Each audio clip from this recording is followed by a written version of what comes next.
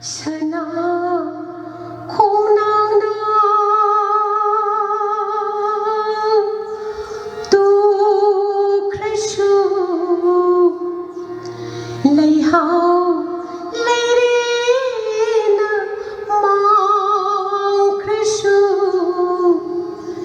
lepli kal sare phoram Hauzik lengsin birakani chair da lengsin binawa nolukna hangachari Professor Virem Bihari Singh.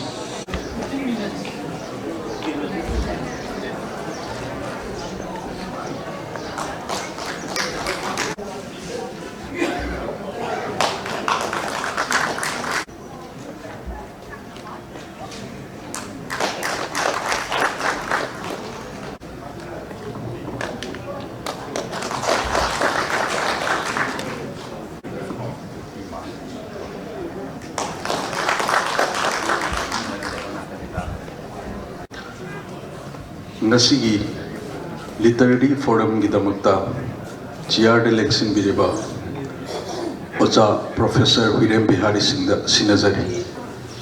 mang de lingsin biriba tongan ba organization jingdagi lingbirakpa aduga ngasi koina the contribution of RK Mani Singh to Manipuri literature haiba tawjagadoriba aikoi literary forum asi gi koi yamunga mari mata imung manung mi sing puno poe ahamada kok non khurumjeri tasengama literary forum oibanina aikoi masi wahang hangbadi chanade aduna moin paab loraga gi atekpa atenba ama aikoi ai share obagi pijage ai ahamada aikoina ngasi RK Mani gi kari marungi damukta the cultural forum Manipurna humutare suba sahi gi annual sida tauribano haiba sigi amata thamjage RK Mani hariba aikoi cultural forum achi linkhatpada yamna chauba thodang loramba aduba misak sing manungda mahaksu amani mahaksi ihananba general secretary ni ihananba president na ningthau khongjam Tombi XNP gi magi kaimoda magi sangoi degini ado ihanan ba litugi ditana elamun nilkanta ni mam jatang aktani magoi hariba missing ado hariba RK Mani che matam du da ayamba cultural forum da active ormi beji anjing yauraga ju ayamba 1955 to 56 da metric passed over adumba satrana yamle madu manungda kharadang panjarabada RK Mani gi khongbuda aikoi ke paduma kangjam paduma ma philosophy honors ni ma chu ni mani adagi Kumandevi officer 1955 base ngakani Kumandevi officer ma MA economics ni koigi Delhi School of Economics passed over in 1955 BSD. Adegi IR Babu 1956 ni namai IR Babu. Adegi koigi Lamabam project. Adegi Paunama Chok 1956 ni Paunama Chok. Ade hariba mi jingina yamna like-minded oiba mi jingina naron ge ma tawji adra ngasi aikoi chief guest oibna ngasai ju thambigri do madumangni ado hariba ji linkatpa matamda Manipurda oiramiba aikoi president jidi Manipur gi tangaba mi ngaktani haibe ai DC tobra oirami Nilkanta DC tobra mayangma manandamon yahananba Manipur gi librarian ma masaju koi president adegi Sanal Biko Morami Hawam Samjundo adegi Laisam Somarendro Kabi masamuksu aikoi sido orami naha oiba natana aluba lema popom damudo ai haijeri yamna aluba mayam ama orami masi manungda RK Mani je ma yamna naha oina ꯑꯍꯨꯝꯁꯨ ꯑꯍꯥꯟꯕꯗꯗꯤ ꯇꯥꯝꯁꯦ ꯆꯍꯤ ꯑꯃꯃꯝꯗ ꯑꯣꯏꯔꯝꯃꯤ ꯆꯍꯤ ꯑꯃꯃꯝ ꯑꯣꯏꯔꯕ ꯃꯇꯝꯗ 1961 to 62 ꯃꯗꯩꯗ ꯃꯥꯁꯤ president ꯑꯣꯏꯔꯦ ꯄ꯭ꯔꯁꯤꯗꯦꯟ ꯑꯅꯤꯔꯛꯅꯤ ꯃꯥꯅ ꯑꯣꯏꯔꯤꯕ ꯑꯗꯨꯒ ꯖꯦꯅꯔꯦꯜ ꯁꯦꯀ꯭ꯔꯦꯇꯔꯤꯅ ꯃꯉꯥꯔꯛꯅꯤ ꯃꯥꯅ ꯑꯩꯈꯣꯏꯒꯤ ꯃꯉꯥꯔꯛꯅꯤ ꯑꯩꯈꯣꯏ ꯀꯜꯆꯔꯦꯜ ꯐꯣꯔꯝꯒꯤ R.K. ꯃꯅꯤꯒꯤ ꯃꯥꯒꯤ ꯃꯥꯏꯊꯣꯡ ꯌꯥꯝꯃꯤ ꯃꯥꯒꯤ ꯀꯦꯄꯦꯁꯤꯇꯤ ꯃꯌꯥꯝꯗꯒꯤ ꯍꯦꯟꯕ ꯑꯃ ꯂꯩ ꯃꯥꯁꯦ ꯑꯣꯔꯒꯅꯥꯏꯖꯤꯡ ꯀꯦꯄꯦꯁꯤꯇꯤ ꯁꯤꯜ ꯂꯥꯡꯕꯁꯦ ꯑꯁꯨꯛꯀꯤ ꯃꯇꯤꯛ ꯍꯩꯕ ꯑꯃꯅꯤ ꯃꯍꯥꯛꯁꯤ ꯑꯗꯨꯅ ꯃꯍꯥꯛꯁꯤ ꯑꯩꯒꯗꯤ ꯑꯍꯥꯟꯕ ꯑꯩꯅ ꯀꯜꯆꯔꯦꯜ ꯐꯣꯔꯝ ꯌꯥꯎꯗ꯭ꯔꯤꯉꯩ ꯃꯇꯝꯗ ꯑꯩꯅ 1962ꯗ DM ꯀꯣꯂꯦꯖꯗ ꯑꯩꯅ BA ꯊꯥꯔꯦ ꯇꯝꯕ ꯃꯇꯝꯗ ꯑꯩꯁꯤ ꯃꯦꯒꯥꯖꯤꯟ ꯁꯦꯀ꯭ꯔꯦꯇꯔꯤ ꯀꯥꯏ DM ꯀꯣꯂꯦꯖ ꯃꯇꯝ DM ꯀꯣꯂꯦꯖ ꯍꯥꯏꯔꯒ ꯑꯃꯈꯛꯇꯅꯤ ꯃꯗ ꯑꯩ ꯃꯦꯒꯥꯖꯤꯟ ꯁꯦꯀ꯭ꯔꯦꯇꯔꯤꯁꯤ 1962-63ꯅꯤ 62ꯁꯤ ꯑꯩ BA ꯊꯥꯔꯦ ꯇꯝꯃꯦ ꯊꯥꯔꯦ ꯇꯝꯕ ꯃꯇꯝꯁꯤꯗ ꯑꯩꯈꯣꯏ ꯌꯥꯝꯕꯨꯡꯁꯤ ꯃꯗ ꯑꯦꯗꯍꯣꯛ ꯑꯣꯏꯅ ꯑꯩꯈꯣꯏ 1962ꯒꯤ ꯂꯣꯏꯔꯝꯗꯥꯏꯁꯤꯗ ꯃꯥ ꯑꯩꯈꯣꯏꯒꯤ ꯏꯀꯅꯣꯃꯤꯛꯁꯀꯤ ꯑꯣꯖꯥ ꯑꯣꯏꯅ ꯆꯪꯉꯛꯄꯅꯤ ꯑꯣꯖꯥ ꯈꯨꯟꯊꯦꯝ ꯑꯣꯖꯥ ꯏꯕꯣꯄꯤꯁꯛꯀ ꯆꯠꯂꯀꯥꯟꯗ ꯃꯥ ꯂꯥꯛꯑꯦ ꯅꯪ ꯕꯤꯍꯥꯔꯤ ꯅꯪ ꯁꯤꯁꯤꯗꯣ ꯃꯈꯨꯠ ꯌꯥꯝ ꯐꯖꯩ ꯌꯥꯝ ꯃꯈꯨꯠ ꯐꯖꯕꯖꯥꯠꯅꯤ ꯑꯩꯈꯣꯏꯒꯤ ꯌꯥꯝꯕꯨꯡꯁꯤ ꯑꯗꯒꯤ ꯃꯗꯩꯗ ꯃꯥꯅ ꯇꯧꯕ ꯃꯦꯒꯥꯖꯤꯟꯗꯨ ꯑꯩꯈꯣꯏꯗꯤ ꯁꯦꯀ꯭ꯔꯦꯇꯔꯤ ꯑꯣꯏꯕꯅꯤꯅ ꯃꯥꯅ ꯄ꯭ꯔꯣꯐꯦꯁꯔ ꯏꯟꯆꯥꯔꯖꯅꯤ ꯅꯪ ꯁꯤ ꯇꯧꯔꯣ ꯑꯥꯔꯇꯤꯀꯜ ꯈꯣꯝꯃꯣ ꯈꯣꯠꯂꯣ ꯍꯥꯏꯅ ꯍꯥꯏ ꯃꯗꯒꯤꯗꯤ ꯃꯥꯁꯤ ꯑꯩ ꯑꯣꯖꯥ ꯀꯧꯏ ꯌꯥꯝꯕꯨꯡꯁꯨ ꯑꯗꯨꯝ ꯀꯧꯏ ꯑꯗ ꯃꯥ ꯑꯗꯨꯝ ꯕꯦꯔꯥ ꯂꯩꯇꯦ ꯃꯥꯅ ꯑꯩꯕꯨ ꯇꯝꯕꯤꯔꯛꯇꯕꯅꯤꯅ ꯑꯗꯩꯗꯤ ꯃꯥ ꯍꯥꯏꯔꯦ ꯅꯪ ꯈꯣꯝꯃꯣ ꯑꯗꯨ ꯇꯧꯔꯣ ꯃꯥꯁꯤ UPSCꯗ ꯃꯥ ꯏꯟꯇꯔꯚ꯭ꯌꯨ ꯌꯥꯎꯕ ꯆꯠꯈꯤꯕꯅꯤ ꯏꯟꯇꯔꯚ꯭ꯌꯨ ꯌꯥꯎꯕ ꯆꯠꯈꯤꯕꯁꯤꯗ ꯑꯣꯖꯥ ꯑꯍꯨꯝꯅꯤ ꯃꯣꯏ ꯆꯠꯈ꯭ꯔꯤꯁꯤ ꯈꯨꯃꯟꯊꯦꯝ ꯄ꯭ꯔꯀꯥꯁ ꯈꯨꯃꯟꯊꯦꯝ ꯏꯕꯣꯄꯤꯁꯛ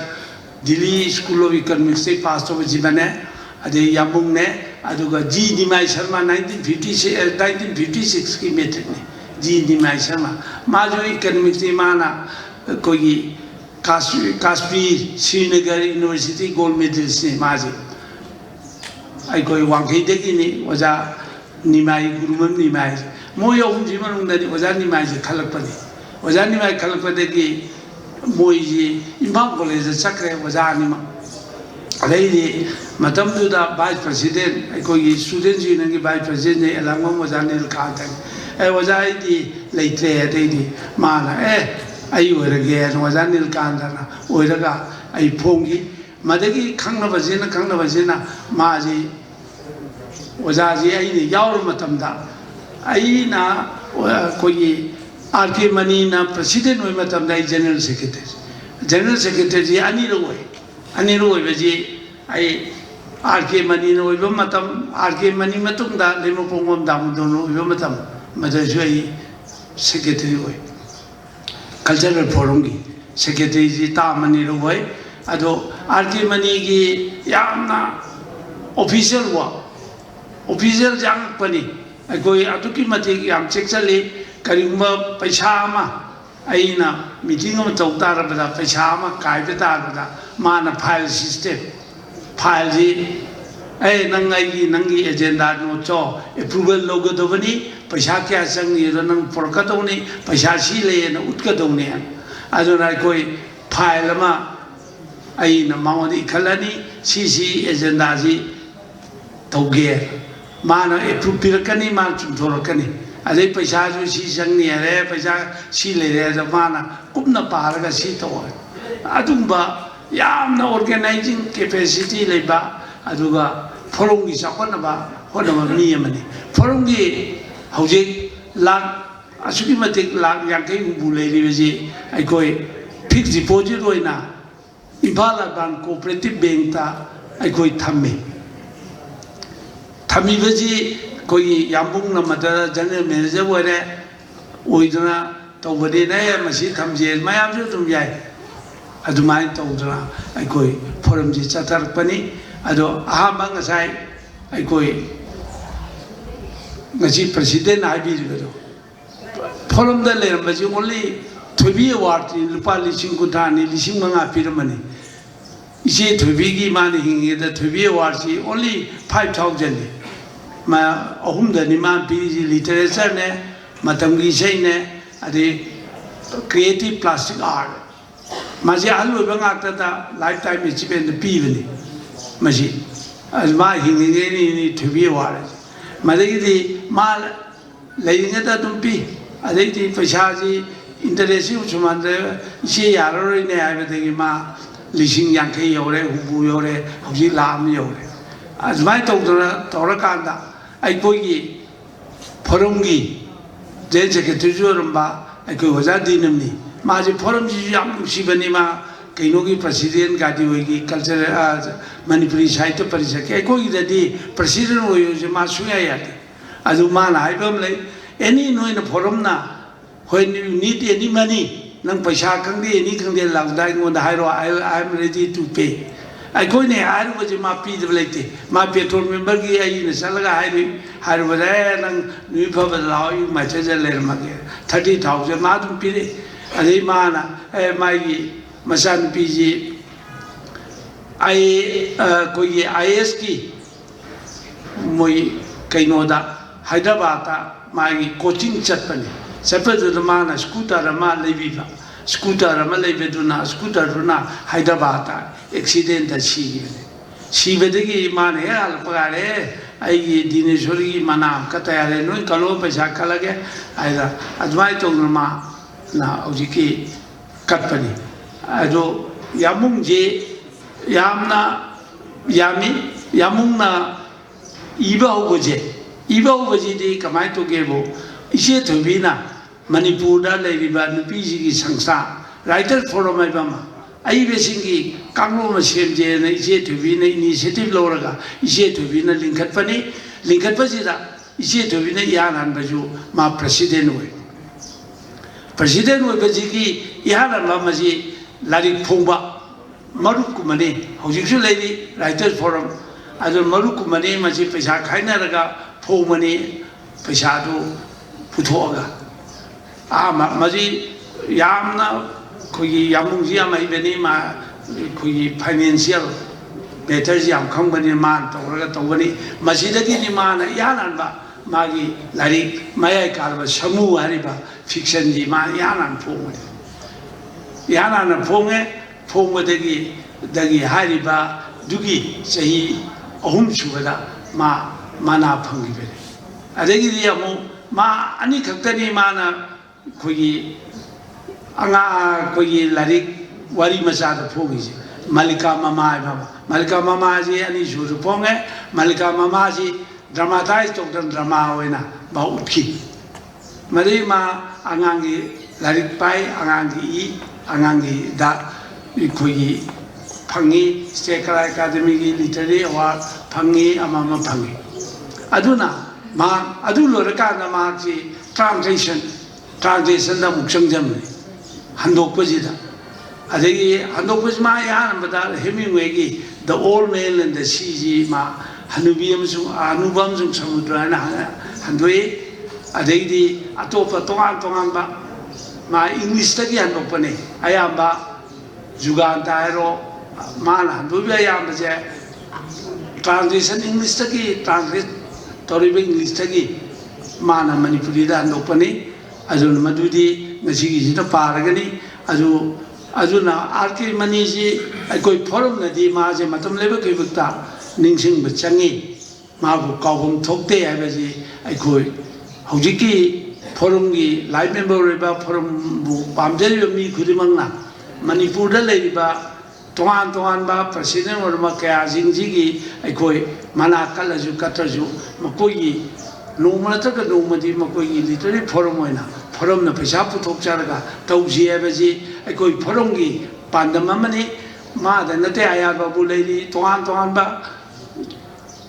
ꯄ꯭ꯔꯁꯤꯗꯦꯟ ꯑꯣꯏꯔꯝꯕ ꯖꯦꯅꯔꯦꯜ ꯁꯦꯀ꯭ꯔꯦꯇꯔꯤ ꯑꯣꯏꯔꯝꯕ ꯀꯌꯥ ꯑꯃ ꯂꯩꯔꯤ ꯃꯈꯣꯏꯁꯤꯡꯁꯤ ꯃꯔꯝꯗ ꯑꯩꯈꯣꯏ ꯇꯧꯒꯦ ꯂꯦꯞꯆꯔꯤ ꯑꯗꯨꯅ ꯏꯍꯥꯟ ꯍꯥꯟꯕ ꯑꯣꯏꯅ ꯑꯩꯈꯣꯏꯒꯤ ꯅꯤꯡꯊꯧꯈꯣꯡꯖꯝ ꯑꯣꯖꯥ ꯇꯣꯝꯕꯤ ꯄꯥꯕꯨꯡ ꯇꯣꯝꯕꯤꯒꯤ ꯑꯦꯛꯁꯦꯝꯄꯤꯒꯤꯗꯤ ꯑꯩꯈꯣꯏ 2-3ꯂꯛ ꯇꯧꯖꯈ꯭ꯔꯦ ꯑꯗꯨꯅ ꯅꯤꯂꯀꯥꯟꯇꯒꯤꯁꯨ ꯑꯩꯈꯣꯏ 2-3ꯂꯛ ꯇꯧꯖꯈ꯭ꯔꯦ ꯅꯤꯂꯀꯥꯟꯇꯁꯤꯁꯨ ꯌꯥꯝꯅ ꯇꯧꯕꯅꯤ ꯑꯗꯨꯅ ꯑꯩꯈꯣই ꯄꯥꯕꯨꯡ ꯍꯧꯖꯤꯛ RK ꯃꯅꯤꯒꯤ ꯉꯁꯤ ꯇꯧꯔꯤꯁꯦ ꯁꯤ ꯃꯊꯛꯇ ꯁꯥꯍꯤꯇ꯭ꯌ ꯑꯦꯀꯥꯗꯃꯤ ꯈꯨꯠꯁꯝꯅꯔꯒ ꯆꯥꯛ ꯌꯥꯎꯕ ꯑꯃ ꯑꯩꯈꯣꯏ ꯍꯟꯗꯛꯀꯤ ꯆꯍꯤꯁꯤꯗ ꯄꯥꯡꯊꯣꯛꯆꯒꯅꯤ ꯃꯗꯨꯗ ꯑꯩꯈꯣꯏꯅ ꯄꯥꯡꯊꯣꯛꯀꯗꯧꯔꯤꯗꯨꯗꯤ ꯁꯤꯝꯄꯣꯖꯤꯌꯝ ꯑꯣꯟ ꯑꯥꯔ ꯀꯦ ꯃꯅꯤꯒꯤ ꯂꯥꯏꯐ ꯑꯦꯟ ꯋꯥꯔꯛꯁꯇ ꯃꯗꯨꯃꯁꯨ ꯄꯥꯡꯊꯣꯛꯆꯒꯅꯤ ꯑꯩꯈꯣꯏ ꯁꯥꯍꯤꯇ꯭ꯌ ꯑꯦꯀꯥꯗꯃꯤꯒꯤ ꯃꯈꯣꯏꯒꯤꯗꯒꯤ ꯄꯥꯎ ꯉꯥꯏꯖꯔꯤ ꯃꯗꯨꯁꯨ ꯑꯩꯈꯣꯏ ꯍꯥꯏꯔꯤꯕ ꯑꯩꯈꯣꯏꯒꯤ ꯇꯣꯉꯥꯟ ꯇꯣꯉꯥꯟꯕ ꯃꯤ ꯀꯌꯥꯅ ꯇꯣꯉꯥꯟ ꯇꯣꯉꯥꯟꯕꯗ ꯑꯩꯈꯣꯏꯒꯤ ꯄꯥꯒꯅꯤ ꯑꯗꯨꯅ ꯉꯁꯤ ꯄꯥꯒꯗꯧꯔꯤꯕ ꯃꯤꯁꯤ ꯑꯍꯨꯝꯅꯤ ꯑꯃꯅ ꯂꯥꯏꯐ ꯑꯦꯟ ꯋꯥꯔꯛ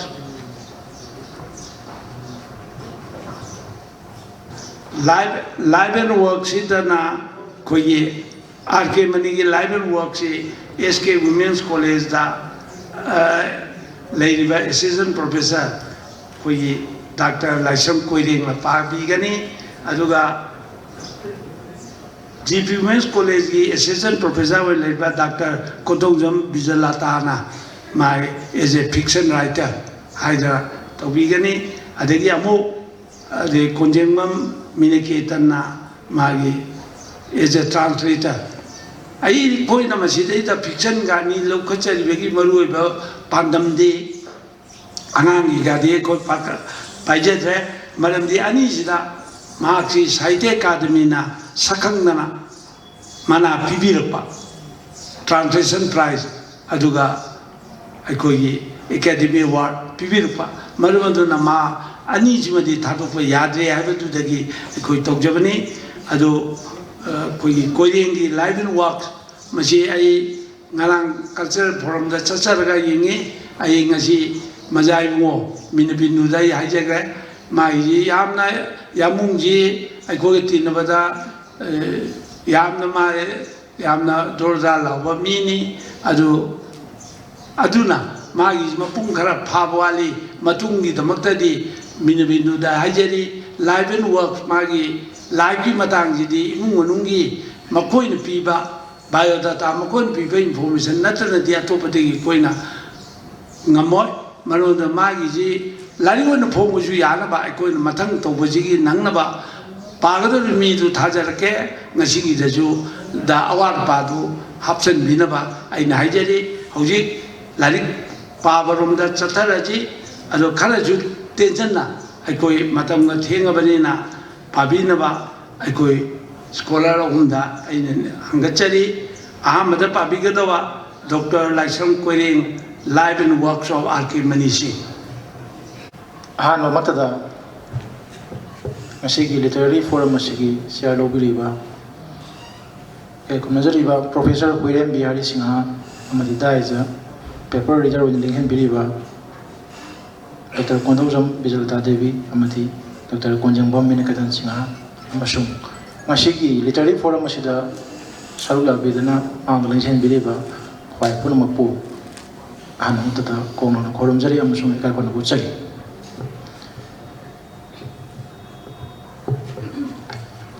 ꯉꯁꯤ ꯑꯩꯍꯥꯛꯅ ꯃꯌꯥꯝꯒꯤ ꯃꯃꯥꯡꯗ ꯊꯝꯖꯒꯗꯧꯔꯤꯕ ꯄꯦꯄꯔ ꯑꯁꯤ ꯂꯥꯏꯑꯣꯏꯈ꯭ꯔꯕ ꯄꯥꯕꯨꯡ ꯔꯥꯖꯀꯨꯃꯥꯔ ꯃꯅꯤ ꯁꯤꯡꯍꯒꯤ ꯄꯨꯟꯁꯤ ꯑꯃꯁꯨꯡ ꯊꯕꯛ ꯍꯥꯏꯕ ꯇꯣꯄꯤꯛ ꯑꯁꯤꯗꯅꯤ ꯑꯗꯣ ꯑꯩꯍꯥꯛꯅ ꯊꯝꯖꯒꯗꯧꯔꯤꯕ ꯄꯦꯄꯔ ꯑꯁꯤ ꯑꯣꯖꯥ ꯏꯀꯥꯏ ꯈꯨꯝꯅꯖꯔꯤꯕ ꯑꯣꯖꯥ ꯄ꯭ꯔꯣꯐꯦꯁꯔ ꯍꯨꯏꯔꯥꯝ ꯕꯤꯍꯥꯔꯤꯅꯁꯨ ꯊꯝꯕꯤꯈ꯭ꯔꯦ ꯑꯩꯍꯥꯛꯀꯤ ꯄꯦꯄꯔ ꯑꯁꯤ ꯃꯄꯨꯡ ꯀꯌꯥ ꯐꯥꯗꯕꯁꯨ ꯌꯥꯏ ꯇꯧꯕꯇꯕꯨ ꯑꯩꯅ ꯑꯉꯝꯕ ꯍꯣꯠꯅꯖꯗꯨꯅ ꯄꯥꯕꯨꯡꯒꯤ ꯃꯔꯝꯗ ꯑꯩꯅ ꯊꯤꯒꯠꯆꯔꯨꯕ ꯑꯩꯅ ꯐꯪꯖꯔꯛꯄ ꯋꯥꯐꯝꯁꯤꯡ ꯑꯗꯨ ꯑꯩ ꯊꯝꯖꯕꯅꯤ ꯃꯁꯤꯗ ꯀꯩꯒꯨꯝꯕ ꯑꯋꯥꯠ ꯑꯄꯥ ꯑꯁꯣꯏ ꯑꯔꯥꯟ ꯌꯥꯎꯔꯕꯁꯨ ꯃꯇꯨꯡ ꯇꯥꯕꯗ ꯑꯩ ꯃꯦꯟꯈꯠꯆꯅꯕ ꯍꯣꯠꯅꯖꯒꯦ ꯑꯗꯨꯕꯨ ꯑꯩꯅ ꯐꯪꯖꯔꯛꯏꯕ ꯑꯩꯅ ꯊꯝꯖꯔꯤꯕ ꯋꯥꯐꯝ ꯈꯔꯁꯤ ꯃꯌꯥꯝꯗ ꯂꯟꯊꯣꯛꯆꯔꯤ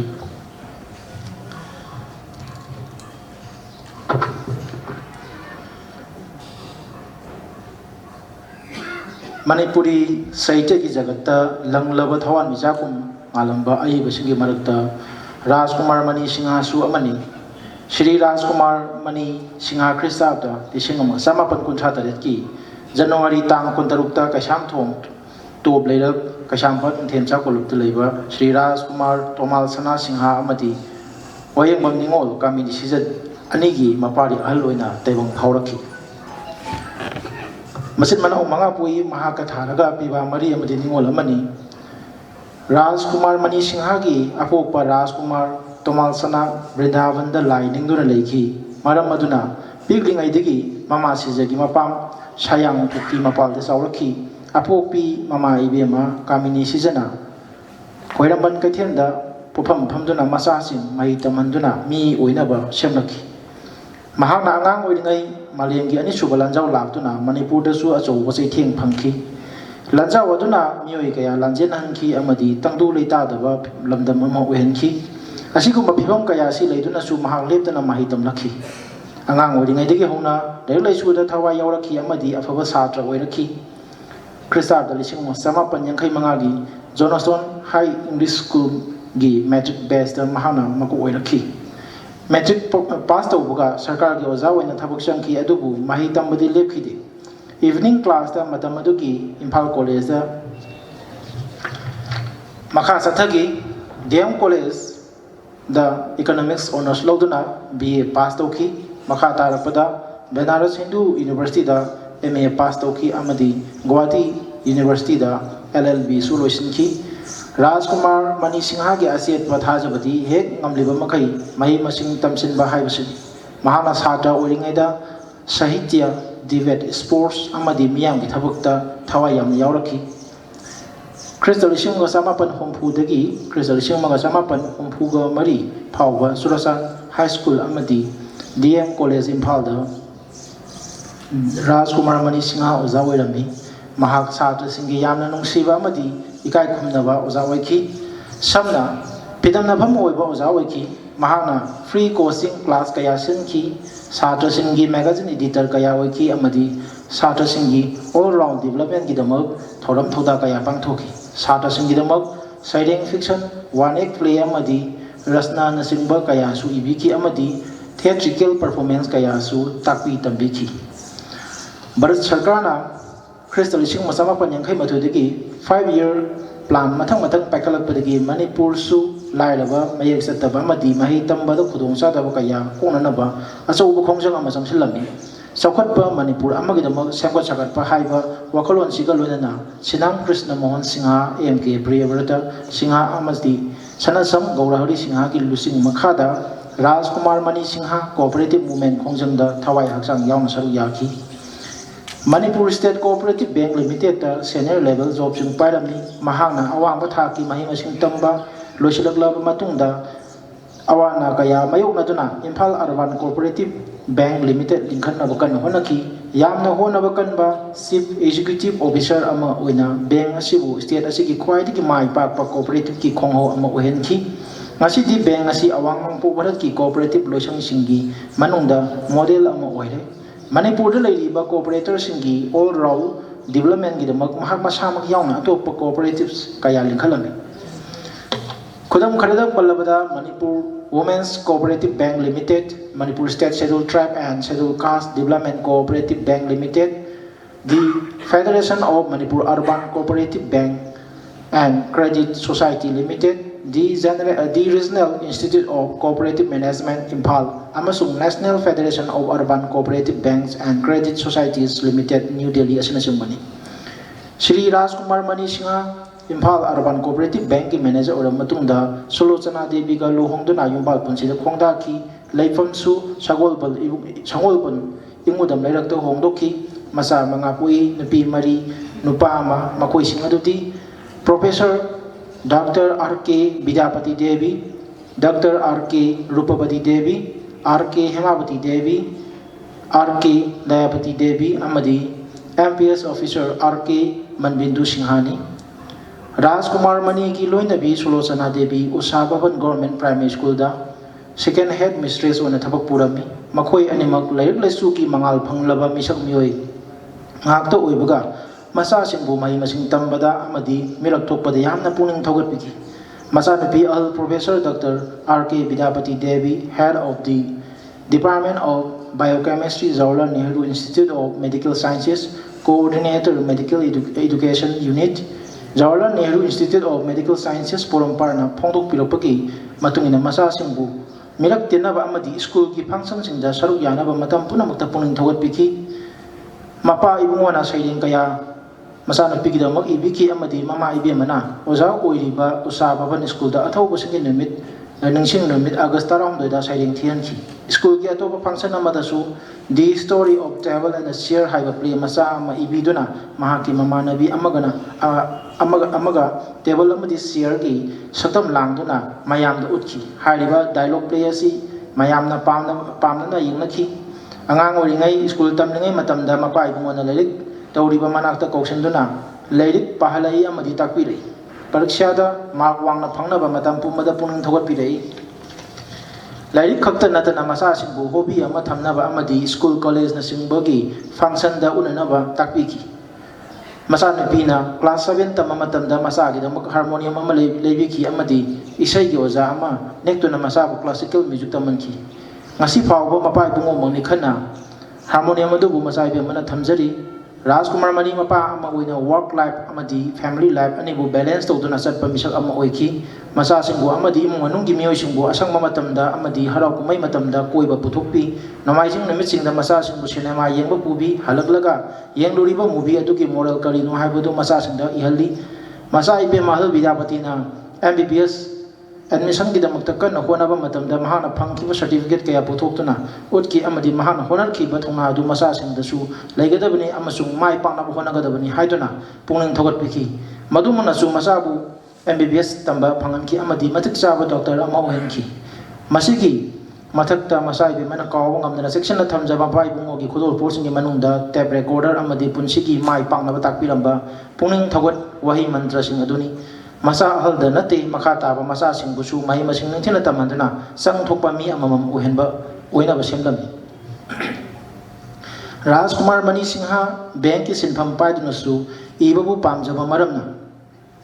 ꯑꯉꯥꯡ ꯑꯣꯏꯔꯤꯉꯩꯗꯒꯤ ꯍꯧꯅ ꯁꯥꯍꯤꯇ꯭ꯌ ꯑꯃꯗꯤ ꯁꯃꯥꯖꯒꯤ ꯊꯕꯛ ꯀꯌꯥꯗ ꯊꯋꯥꯏ ꯌꯥꯎꯔꯛꯏ ꯃꯅꯤꯄꯨꯔꯤ ꯁꯥꯍꯤꯇ꯭ꯌ ꯑꯃꯗꯤ ꯀꯂꯥ ꯁꯪꯁꯀ꯭ꯔꯤꯇꯤꯒꯤ ꯏꯍꯧ ꯁꯥꯒꯠꯄꯗ ꯑꯆꯧꯕ ꯊꯧꯗꯥꯡ ꯀꯌꯥ ꯂꯧꯔꯛꯏ ꯀꯜꯆꯔꯦꯜ ꯐꯣꯔꯝ ꯃꯅꯤꯄꯨꯔ ꯑꯃꯗꯤ ꯔꯥꯏꯇꯔꯁ ꯐꯣꯔꯝ ꯃꯅꯤꯄꯨꯔ ꯏꯝꯐꯥꯜꯒꯤ ꯐꯥꯎꯟꯗꯔ ꯃꯦꯝꯕꯔ ꯑꯣꯏꯗꯨꯅ ꯁꯪꯁꯊꯥꯟ ꯑꯅꯤ ꯑꯁꯤꯕꯨ ꯆꯥꯎꯈꯠꯅꯕ ꯍꯣꯠꯅꯕꯗ ꯔꯥꯖꯀꯨꯃꯥꯔ ꯃꯅꯤꯅ ꯇꯧꯈꯤꯕ ꯗꯥꯟ ꯁꯤꯡꯊꯥꯅꯤꯡꯉꯥꯏꯅꯤ ꯀꯜꯆꯔꯦꯜ ꯐꯣꯔꯝ ꯃꯅꯤꯄꯨꯔꯒꯤꯗꯤ ꯃꯍꯥꯛ ꯑꯁꯤ ꯏꯍꯥꯟ ꯍꯥꯟꯕ ꯖꯦꯅꯔꯦꯜ ꯁꯦꯀ꯭ꯔꯦꯇꯔꯤ ꯑꯣꯏꯕꯇ ꯅꯠꯇꯅ ꯇꯥꯝ ꯀꯌꯥ ꯍꯟꯖꯤꯟ ꯍꯟꯖꯤꯟ ꯖꯦꯅꯔꯦल ꯁꯦꯀ꯭ꯔꯦꯇꯔꯤ ꯑꯣꯏꯔꯛꯈꯤ ꯂꯣꯏꯅꯅ ꯄ꯭ꯔꯁꯤꯗꯦꯟꯒꯤ ꯐꯝꯁꯨ ꯄꯨꯔꯛꯈꯤ ꯔꯤꯇꯨ ꯑꯃꯗꯤ ꯁꯥꯍꯤꯇ꯭ꯌꯒꯤ ꯄꯥꯎꯒꯤ ꯏꯗꯤꯇꯔꯁꯨ ꯑꯣꯏꯔꯝꯃꯤ ꯃꯁꯤꯗ ꯅꯠꯇꯅ ꯃꯅꯤꯄꯨꯔꯤ ꯁꯥꯍꯤꯇ꯭य ꯄꯔꯤꯁꯠ ꯏꯝꯐꯥꯜꯒꯤ ꯂꯥꯏꯐ ꯃꯦꯝꯕꯔ ꯅꯍꯥꯔꯣꯜ ꯁꯥꯍꯤꯇ꯭य ꯄ꯭ꯔꯦꯃꯤ ꯁꯃꯤꯇꯤꯒꯤ ꯄ꯭ꯔꯁꯤꯗꯦꯟ ꯏꯝꯐꯥꯜ ꯁ꯭ꯇꯦꯠ ꯀꯂꯥ ꯑꯦꯀꯥꯗꯃꯤꯒꯤ advisory board Manipuri north east zonal cultural centre ꯗꯤꯃꯥꯄꯨꯔꯒꯤ programme committee advisory board Sahitya Akademi New Delhi Manipuri Bhasha Samiti Manipuri K Birla foundation New Delhi Manipur cooperative publishing society Usha Bhavan Sagolband SILYA Sagolband Manjuri memorial academy Sagolband Kanan Devi memorial college of education Pangei चिंबगी अचंब अकनब मेंबर होइदुना साहित्य मही मसिंग अमदी कला संस्कृति की चौकलहनबा होनबदा अचौब थौदां कया लौबिरम माना साहित्य की संस्थान कया को कुशन मदना लिटरेरी वर्कशॉप सेमिनार अमदी सिम्पोजियम कया सुसिंखी एजुकेशन साहित्य अमदी कल्चर की टॉपिक कयादा मणिपुर की मनुंग अमसुंग मपालदा लेक्चर कया पीकी ऑल इंडिया रेडियो अमदी दूरदर्शन की स्पेशल प्रोग्राम कया दसु वांगांखी श्री राजकुमार मणि सिंह मणिपुरी साहित्य की पुकैदा लाइरिक कयासु इदुना खुदोल तौरमी महांगना लाइरिक पुन्ना 15 इरमी मसिगी मनुंगदा लाइरिक 12 दी फोंख्रबा लाइरिक सिंग अदुदी वरी मसादा मयाई कारब सामु मलिका मामा महांगना संपादक ओदुना फोंबा खोमजिन वरी मसा लाइरिक मतमगी मणिपुरी वरी मसा असिनी वरिंग लाइरिकता निंगतम वरी मोनोग्राफ ओइना इंग्राजीदा फोंबा ख्वाइरकपम चावबा सिंहा असिनी अनुवाद लाइरिकता हेमिंगवेगी हनुबा अमसुंग समुद्रा ऑक्टावियो पास की कायरबी सिंहपुन इरावती कार्वे की जुगांत जयदेव की गीत गोविंद पांडुराव की वाल्मीकि होमर की ओडिसी असिनी अंगांग की लाइरिकता वरिली खोंगोली हानबा बोलुम अमदी वरिली खोंगोली अनिसुब बोलुम असिनी मसिगी सु मथक्ता फोंद्रिबा लाइरिक कयासु लेरी मखोइसिंग अदुदी होमर की एलियट ईवी रियू की इंग्राजी अनुवाद की मणिपुर हंदोकपा नोवेल प्राइज फंख्रबा यूगिन ओनेल की drama long day's journey into night वरिली खोंगोली अहमसुब भोलुम अमदी द सोर्स ऑफ पिजन्स इंग्राजी द इवा असिनी महाराष्ट्र की ममिंग चल्लब उपन्यासकार RR Borade gi upanyas masa pasola kal kelaba una Manipur da handoktuna saite ki pauda paring naina hapa hurami wari masa amadi saireng khara sungalingai matam da se phong amadi anthology singda phongki makhoi sing adudi saireng da phanglaroidrane he Bharat Mahasagar ani subada minu amadi pomsa nabi asini wari masa da una ki Taj Mahal Krista da lising masa mapan hundrani panda wari masa tara khaki wari masa lairik anauba juki nungsa mapi phongki adubu yum hongdong jinda kopi ayama mangki khui oina leiba wari masa kaya so hom barang khangdana mangki Rajkumar Mani Singha ki lairik sing pabda di sam jamba manba aduga munna kan tharu lagana loiba khamba naidaba nunggi sil kaya loinaba maru hak pungaktani haibi yai mahuksa gi oiba posak amadi phebam singbu symbol amadi imagery oina season aduna karigumba wafam amabu pak chawraba wan tho kaya ga loinana nongda phumdana phongdoi mahaki wari masa ki lairik mayai karaba samu wari masa kun mathoina punsen duna semba matam dugi Manipuri Samaj mayek sing utpa lairik amani yamna akuppa miyeng amada Manipur ki loising loya ki punsi mayeng amadi state asigi khunai ki semilon ki phibam yamna phajaba amsung achambal wanda da wari masa lairik asida phongdoi Crystal sing masama pan Manipur tarada Manipur State Kala Academy na lairik asigi matangda warol khara makha ge sumna pi mahaki isam chamba taru taru amasung peningai oiba wari khuli asena apa basangi puningbu laina singsin mangami mahaki puksel sengna thiriba anoba gunsing amasung haujiki Manipuri Samaj ki saktam mawong kaihandana phongdokladuna larik asina Manipuri saite da maruiba khudol matam lai mahaki asugum laba wari masa larik sida Manipuri State Kala Academy Lising Masamapan Manipur Daragi Saite ki mana amasung Saite Academy New Delhi ki Lising Masamapan Manipur Dara Marigi Saite ki mana pangkre mahaki ani suba wari masaki lairik Malika Mama asi aibana Crystal Lising Masamapan Manipur Dara dagi Lising Masamapan Manipur Dara ni thoi phau ki manungda ikhiba wari masa kun mathoi na punsil laga phongmani aibana mangoi hawi toba sangsara madagi matamgi olakliba samaj amasung miyobi punsigi ahong basaruk khara unanaba lairik asida honai mahuksa amadi khusem anigi marakta muknaba tholi athotpa amasung amengba wahegi lesal semlaga fable fantasy riddle amadi allegory gi mawongda wari sing sagali wari masa sing asida intellectual approach amasung freedom of thought ki masak uhu phangi ai bagi wari masa lairik ani dani adubu mahana sampada koiba Manipur State Kala Academy na phongba wari masa lairik matam ki Manipuri wari masa aibi kun tarukna pullaga phongpani lairik sida ai bagi taksi ko wari masa ama yawi Manipuri Samaj da tuhat piraba kana ki tabi na balai traba pen da wakat amadi taksi sondana khangjaba matau phongdok wari masa ni lairik asi Crystal Lising Masamapan Manipur Dara manga ki November tang manga da Sahitya Academy amasung Manipur State Kala Academy ani na khusamnaraga State Museum Imphal da pangthokhiba numit tarung ni chuna pangthokpa Manipuri wari masa ki workshop ki aroiba numita aibisina pathongna khiba wari masa sin punsendana phongkhibani Shri Rajkumar Mani Singha ki wareng lairik ani ni ningtam wari amadi khwairapam chawba singha ahan bagi lairik ningtam wari asidi Bharatna British ka samnarakpa Bharatna mikha ponkhiba ningtam ihok sagalakpa ningtaba phanglakpa amadi ihok asida Manipur ki pohari kaya konsendana iri lairik asi asamba ningtam andalon ki itihas amani haibe yai lairik asi sanglaba wari bu subchina ijarabasu masa maromdom lepchaba ngamba kaya suba lairik amani hainingi mahaki ani suba waring ki lairik khwairapam chawba singha Sahitya Academy na phongba Engraji monograph amani lairik asida chawba ki punsi amasung thabak kabi ama oina mahaki philosophy amadi style rasna iba amadi nainaroi ama oina fiction amadi play aiba ama oina amadi Manipuri Sahitya ki lamyanba ama oina tongan ba yengda kumna nainaduna iri aiba ki khwaidi ki masing yamba amadi miyamna sakhangnaba Sahitya ki dandi anubat Sahitya ni mahaki anubat lairik taruk ni Hanuba amasung Samudra Kairabi Singpun Juganta Git Govind Valmiki amadi Odyssey ahan bagi Hanuba amasung Samudra Nobel Prize phangkraba Ernest Hemingway gi upanyas The Old Man and Sea dagi Manipuri da handupani lairik asi kun suba satabdi gi lamang naraba malem gi miyam da lamjing mairani dharamada lamjata amasung hainabida ꯍꯧꯈꯤꯕ ꯁꯇꯥꯕꯗꯤꯁꯤꯡꯗꯒꯤ ꯑꯁꯨꯝ ꯂꯃꯥꯡꯅꯈ꯭ꯔꯕ loss generation ꯑꯣꯏꯔꯛꯈꯤ ꯃꯥꯂꯦꯝꯒꯤ ꯑꯍꯥꯟꯕ ꯂꯥꯟꯖꯥꯎꯅ ꯃꯤꯑꯣꯏꯕ ꯈꯨꯟꯅꯥꯏꯗ ꯑꯆꯧꯕ human crisis ꯊꯣꯛꯍꯟꯈꯤ ꯑꯃꯅ ꯑꯃꯕꯨ ꯊꯥꯖꯕ ꯉꯝꯂꯛꯇꯕ ꯃꯣꯔꯦꯂꯤꯇꯤꯒꯤ ꯅꯤꯍꯤꯂꯤꯖꯝ ꯄꯦꯁꯤꯃꯤꯖꯝ ꯑꯃꯗꯤ ꯄꯨꯟꯁꯤꯒꯤ ꯗꯔꯁꯟ ꯃꯐꯝ ꯃꯔꯥꯡ ꯈꯪꯂꯛꯇꯕ ꯑꯣꯛꯇꯥꯕꯤꯌꯣ ꯄꯥꯁꯗꯤ ꯁ꯭ꯄꯦꯅꯤꯁ ꯂꯣꯗ ꯁꯩꯇ ꯏꯕ ꯂꯦꯇꯤꯟ ꯑꯃꯦꯔꯤꯀꯥꯒꯤ ꯈ꯭ꯋꯥꯏꯗꯒꯤ ꯁꯛꯅꯥꯏꯔꯕ ꯑꯏꯕꯁꯤꯡꯒꯤ ꯃꯅꯨꯡꯗ ꯑꯃꯅꯤ ꯔꯥꯖꯀꯨꯃꯥꯔ ꯃꯅꯤꯅ ꯂꯥꯏꯔꯤꯛ ꯑꯁꯤꯕꯨ ꯀꯕꯤꯒꯤ ꯃꯔꯨꯞ ꯆꯥꯔꯂꯁ ꯇꯣꯝꯂꯤꯁꯅ ꯁꯝꯄꯥꯗꯟ ꯇꯧꯕ ꯈꯟꯒꯠꯂꯕ ꯃꯥꯒꯤ ꯁꯩꯔꯦꯡꯒꯤ ꯂꯥꯏꯔꯤꯛ ꯁꯦꯂꯦꯛꯇꯦꯗ ꯄꯣꯏꯝꯁ ꯑꯦ ꯕꯥꯏꯂꯤꯡꯒꯨꯋꯦꯜ ꯏꯗꯤꯁꯟ ꯊꯦꯡꯅꯔꯨꯕꯗꯒꯤ ꯏꯪꯒ꯭ꯔꯥꯖꯤꯗꯒꯤ ꯃꯅꯤꯄꯨꯔꯤꯗ ꯍꯟꯗꯣꯛꯄꯅꯤ ꯁꯩꯔꯦꯡ ꯂꯥꯏꯔꯤꯛ ꯑꯁꯤꯒꯤ ꯋꯥꯐꯣꯡꯗꯣꯛꯇ ꯑꯏꯕꯅ ꯑꯁꯨꯝꯅ ꯄꯜꯂꯤ ꯃꯗꯨꯗꯤ ꯑꯩꯈꯣꯏ ꯈꯨꯗꯤꯡꯃꯛ ꯎꯐꯨꯜꯂꯛꯇ ꯂꯩꯔꯤꯕ ꯀꯥꯏꯔꯕꯤꯁꯤꯡ ꯄꯨꯟ ꯑꯃ ꯑꯣꯏꯕꯒꯤ ꯋꯥꯈꯜꯂꯣꯟ ꯂꯥꯛꯂꯤ ꯃꯁꯤꯅꯤ ꯂꯥꯏꯔꯤꯛ ꯑꯁꯤꯒꯤ ꯍꯧꯔꯛꯐꯝ ꯁꯩꯔꯦꯡ ꯈꯨꯗꯤꯡꯃꯛ ꯄꯥꯛ ꯆꯥꯎꯅ ꯁꯟꯗꯣꯛꯂꯤꯕ ꯊꯋꯥꯟꯃꯤꯆꯥꯛꯁꯤꯡꯒꯤ ꯁꯪꯁꯥꯔꯒꯨꯝꯕ ꯄꯥꯛ ꯆꯥꯎꯏ ꯈꯤꯇꯪ ꯌꯦꯡꯕꯗ ꯚꯥꯞ ꯇꯥꯗꯦ ꯇꯦꯂꯦꯁꯀꯣꯞ ꯄꯥꯏꯗꯨꯅ ꯀꯨꯞꯁꯤꯟꯅ ꯌꯦꯡꯂꯒ ꯊꯦꯡꯅꯔꯤ ꯑꯅꯧ ꯑꯅꯧꯕ ꯃꯥꯂꯦꯝ ꯂꯩꯃꯒꯤ ꯑꯗꯨꯒ ꯂꯝꯒꯤ ꯅꯠꯇꯕ ꯃꯇꯝꯒꯤ ꯑꯣꯏꯗꯕ ꯃꯥꯂꯦꯝ ꯄꯨꯝꯕꯒꯤ ꯃꯇꯝ ꯄꯨꯝꯕꯒꯤ ꯑꯣꯏꯔꯕ ꯀꯕꯤ ꯑꯃꯅꯤ ꯍꯥꯏꯅꯔꯛꯄ ꯊꯣꯏꯅ ꯉꯥꯡꯅꯤꯡꯉꯥꯏ ꯊꯣꯛꯇꯔꯦ ꯇꯁꯦꯡꯅꯃꯛꯁꯨ ꯄꯥꯁꯒꯤ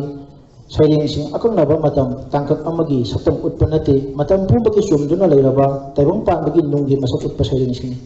ꯑꯏꯕꯒꯤ ꯑꯍꯨꯝꯁꯨꯕ ꯑꯅꯨꯕꯥꯠ ꯂꯥꯏꯔꯤꯛ ꯖꯨꯒꯥꯟꯇ ꯁ꯭ꯔꯤꯃꯇꯤ ꯏꯔꯥꯕꯗꯤ ꯀꯔꯕꯦꯅ ꯏꯕ ꯏꯪꯒ꯭ꯔꯥꯖꯤ ꯖꯨꯒꯥꯟꯇꯗꯒꯤ ꯃꯅꯤꯄꯨꯔꯤꯗ ꯍꯟꯗꯣꯛꯄꯅꯤ ꯈ꯭ꯔꯤꯁꯇ 1964 ꯏꯔꯥꯕꯇꯤꯅ ꯖꯨꯒꯥꯟꯇ ꯃꯔꯥꯊꯤ ꯂꯣꯟꯗ ꯐꯣꯡꯈꯤ ꯂꯥꯏꯔꯤꯛ ꯑꯁꯤꯒꯤꯗꯃꯛ ꯁꯥꯍꯤꯇ꯭ꯌ ꯑꯦꯀꯥꯗꯦꯃꯤ ꯑꯦꯋꯥꯔꯗꯁꯨ ꯐꯪꯈꯤ ꯈ꯭ꯔꯤꯁꯇ 1967 ꯑꯃꯨꯛ ꯅꯧꯅ ꯈꯔ ꯁꯦꯝꯗꯣꯛ ꯁꯦꯝꯖꯤन ꯇꯧꯗꯨꯅ ꯏꯪꯒ꯭ꯔꯥꯖꯤꯗ ꯑꯃꯨꯛ ꯐꯣꯡꯈꯤ ꯈ꯭ꯔꯤꯁꯇ 1973 ꯑꯃꯨꯛ ꯅꯧꯅ ꯁꯦꯝꯗꯣꯛꯂꯒ ꯏꯪꯒ꯭ꯔꯥꯖꯤꯗ ꯐꯣꯡꯈꯤ ꯈ꯭ꯔꯤꯁꯇ 1971 ꯑꯃꯨꯛ ꯄꯦꯄꯔꯕꯦꯛ ꯏꯗꯤꯁꯟ ꯑꯣꯏꯅ ꯗꯤꯁꯥ ꯕꯨꯛꯁ ꯍꯥꯏꯅ ꯐꯣꯡꯂꯦ ꯂꯥꯏꯔꯤꯛ ꯑꯁꯤꯒꯤ ꯑꯅꯤꯁꯨꯕ ꯈꯨꯅꯝ 1972 ꯐꯣꯡꯕ ꯑꯗꯨꯗꯒꯤ ꯃꯅꯤꯄꯨꯔꯤꯗ ꯔꯥꯖꯀꯨꯃꯥꯔ ꯃꯅꯤꯅ ꯍꯟꯗꯣꯛꯄꯅꯤ ꯂꯥꯏꯔꯤꯛ ꯑꯁꯤꯗ ꯚꯥꯔꯠꯀꯤ ꯆꯥꯎꯔꯕ ꯃꯤꯑꯣꯏꯁꯤꯡꯗ ꯆꯦꯜꯂꯤꯕ ꯃꯍꯥꯚꯥꯔꯠꯀꯤ ꯆꯥꯎꯔꯕ ꯃꯤꯑꯣꯏꯁꯤꯡꯗ ꯆꯦꯜꯂꯤꯕ ꯃꯤꯑꯣꯏꯕꯒꯤ ꯒꯨꯟꯁꯤꯡ ꯅꯩꯅꯔꯤ ꯃꯈꯣꯏꯒꯤ ꯑꯐꯕ ꯃꯒꯨꯟꯁꯤꯡ ꯑꯗꯨꯒ ꯂꯣꯏꯅꯅ ꯆꯥꯡ ꯃꯥꯟꯅꯕ ꯑꯁꯣꯏꯕꯁꯤꯡ ꯄꯨꯊꯣꯔꯛꯂꯤ ꯌꯥꯝꯅ ꯕꯩꯒꯥꯅꯤꯛ ꯑꯣꯏꯕ ꯃꯤꯠꯌꯦꯡꯗ ꯃꯤꯑꯣꯏꯕꯒꯤ ꯄꯨꯟꯁꯤꯕꯨ ꯅꯩꯅꯕꯅꯤ ꯁꯥꯍꯤꯇ꯭ꯌꯒꯤ ꯐꯖꯕꯁꯤꯡ ꯍꯧꯈ꯭ꯔꯕ ꯑꯃꯁꯨꯡ ꯍꯧꯖꯤꯛꯀꯤ ꯃꯇꯝꯒꯤ ꯁꯃꯥꯖꯒꯤ ꯑꯣꯏꯕ ꯁꯃꯁ꯭ꯌꯥꯁꯤꯡꯁꯨ ꯆꯅꯤꯡ ꯇꯥꯅ ꯌꯦꯡꯁꯤꯜꯂꯤ ꯍꯧꯖꯤꯛ ꯃꯇꯝꯒꯤ ꯑꯃꯗꯤ ꯊꯥꯏꯅꯒꯤ ꯃꯤꯑꯣꯏꯕꯒꯤ ꯑꯄꯥꯝꯕꯁꯤꯡ ꯑꯃꯁꯨꯡ ꯐꯪꯈꯤꯕꯁꯤꯡꯁꯨ ꯄꯨꯊꯣꯛꯇꯨꯅ ꯅꯩꯅꯩ ꯁ꯭ꯔꯤꯃꯇꯤ ꯏꯔꯥꯕꯇꯤ ꯀꯔꯕꯦꯒꯤ ꯖꯨꯒꯥꯟꯇ ꯑꯗꯨꯃꯛ ꯃꯇꯤꯛ ꯃꯌꯥꯏ ꯃꯥꯡꯍꯟꯗꯅ ꯔꯥꯖꯀꯨꯃꯥꯔ ꯃꯅꯤ ꯁꯤꯡꯍꯅ ꯃꯅꯤꯄꯨꯔꯗ ꯍꯟꯗꯣꯛꯇꯨꯅ ꯈꯨꯗꯣꯜ ꯇꯧꯔꯝꯃꯤ ꯑꯅꯨꯕꯥꯠ ꯂꯥꯏꯔꯤꯛ ꯑꯁꯤꯒꯤꯗꯃꯛ ꯃꯍꯥꯛꯄꯨ ꯈ꯭ꯔꯤꯁꯇ 2002 ꯁꯥꯍꯤꯇ꯭ꯌ ꯑꯦꯀꯥꯗꯦꯃꯤꯒꯤ ꯇ꯭ꯔꯥꯟꯁꯂꯦꯁꯟ ꯄ꯭ꯔꯥꯏꯖ ꯄꯤꯗꯨꯅ ꯇ꯭ꯔꯥꯟꯁꯂꯦꯁꯟꯒꯤ ꯂꯝꯗ ꯃꯥꯏ ꯄꯥꯛꯂꯕ ꯃꯤꯁꯛ ꯑꯃ ꯑꯣꯏꯅ ꯖꯥꯇꯤꯒꯤ ꯊꯥꯛꯇ ꯁꯛꯈꯪꯈꯤ ꯑꯏꯕꯒꯤ ꯃꯔꯤꯁꯨꯕ ꯑꯅꯨꯕꯥꯠꯀꯤ ꯂꯥꯏꯔꯤꯛ ꯖꯌꯗꯦꯕꯒꯤ ꯒꯤꯠ ꯒꯣꯕꯤꯟ ꯏꯪꯒ꯭ꯔꯥꯖꯤꯗ ꯏꯕ ꯕꯥꯔꯕꯥꯔꯥ ꯁ꯭ꯇꯣꯂꯔ ꯃꯤꯂꯔꯒꯤ ꯗꯤ ꯒꯤꯠ ꯒꯣꯕꯤꯟ of Jayadev love song of the dark lord 1978 ꯑꯃꯗꯤ ꯁꯨꯅꯤꯇꯤ ꯀꯨꯃꯥꯔ ꯆꯦꯇꯔꯖꯤꯒꯤ ꯖꯌꯗꯦv 1969 ꯑꯅꯤꯁꯤꯗ ꯌꯨꯝꯐꯝ ꯑꯣꯏꯔꯒ ꯃꯅꯤꯄꯨꯔꯤꯗ ꯍꯟꯗꯣꯛꯄꯅꯤ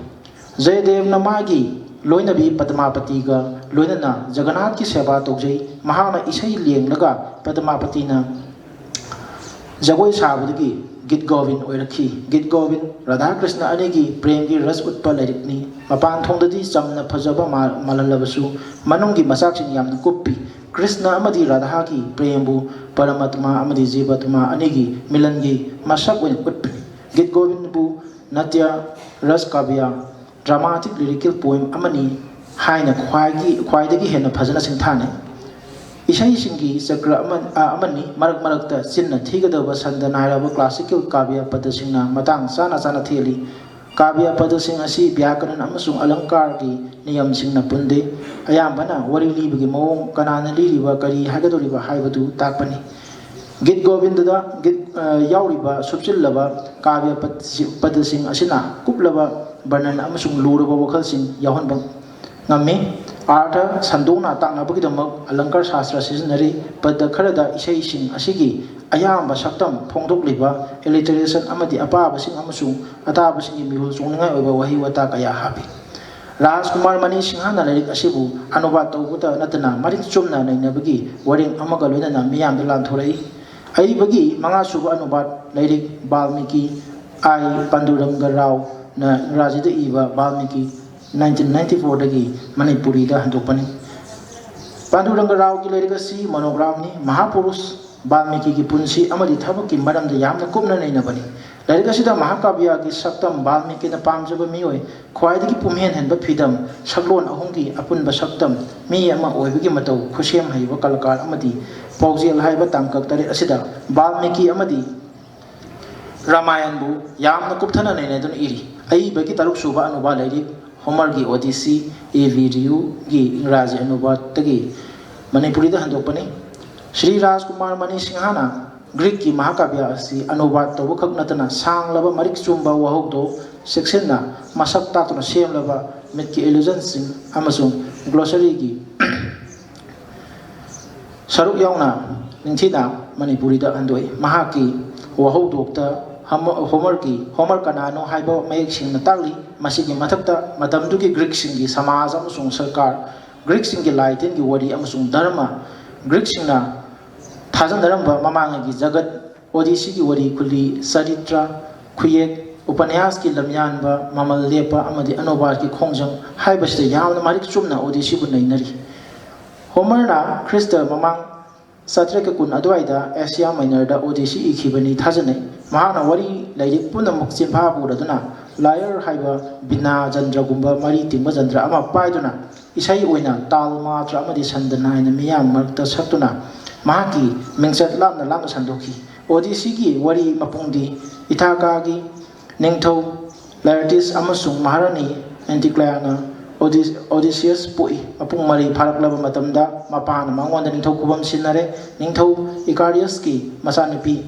Penelope ga luhongle Troy ki landa thoina yawnang ludrabasu masanupa Telemachus poklaba matungda lan yawba chali Troy da Odysseus na phibam kayamu mayuknare Achilles Ajax Patroclus amasung Antilochus na singba athoba kaya sikre Odysseus na ugi sagol ki namthak loksing season aduna Troy maithiba pire yumda halapagi lambida khudong thiba kaya nangki mahaki khongsada si sahi tara sanki aroibada magi napi amadi masa thenaduna wari losili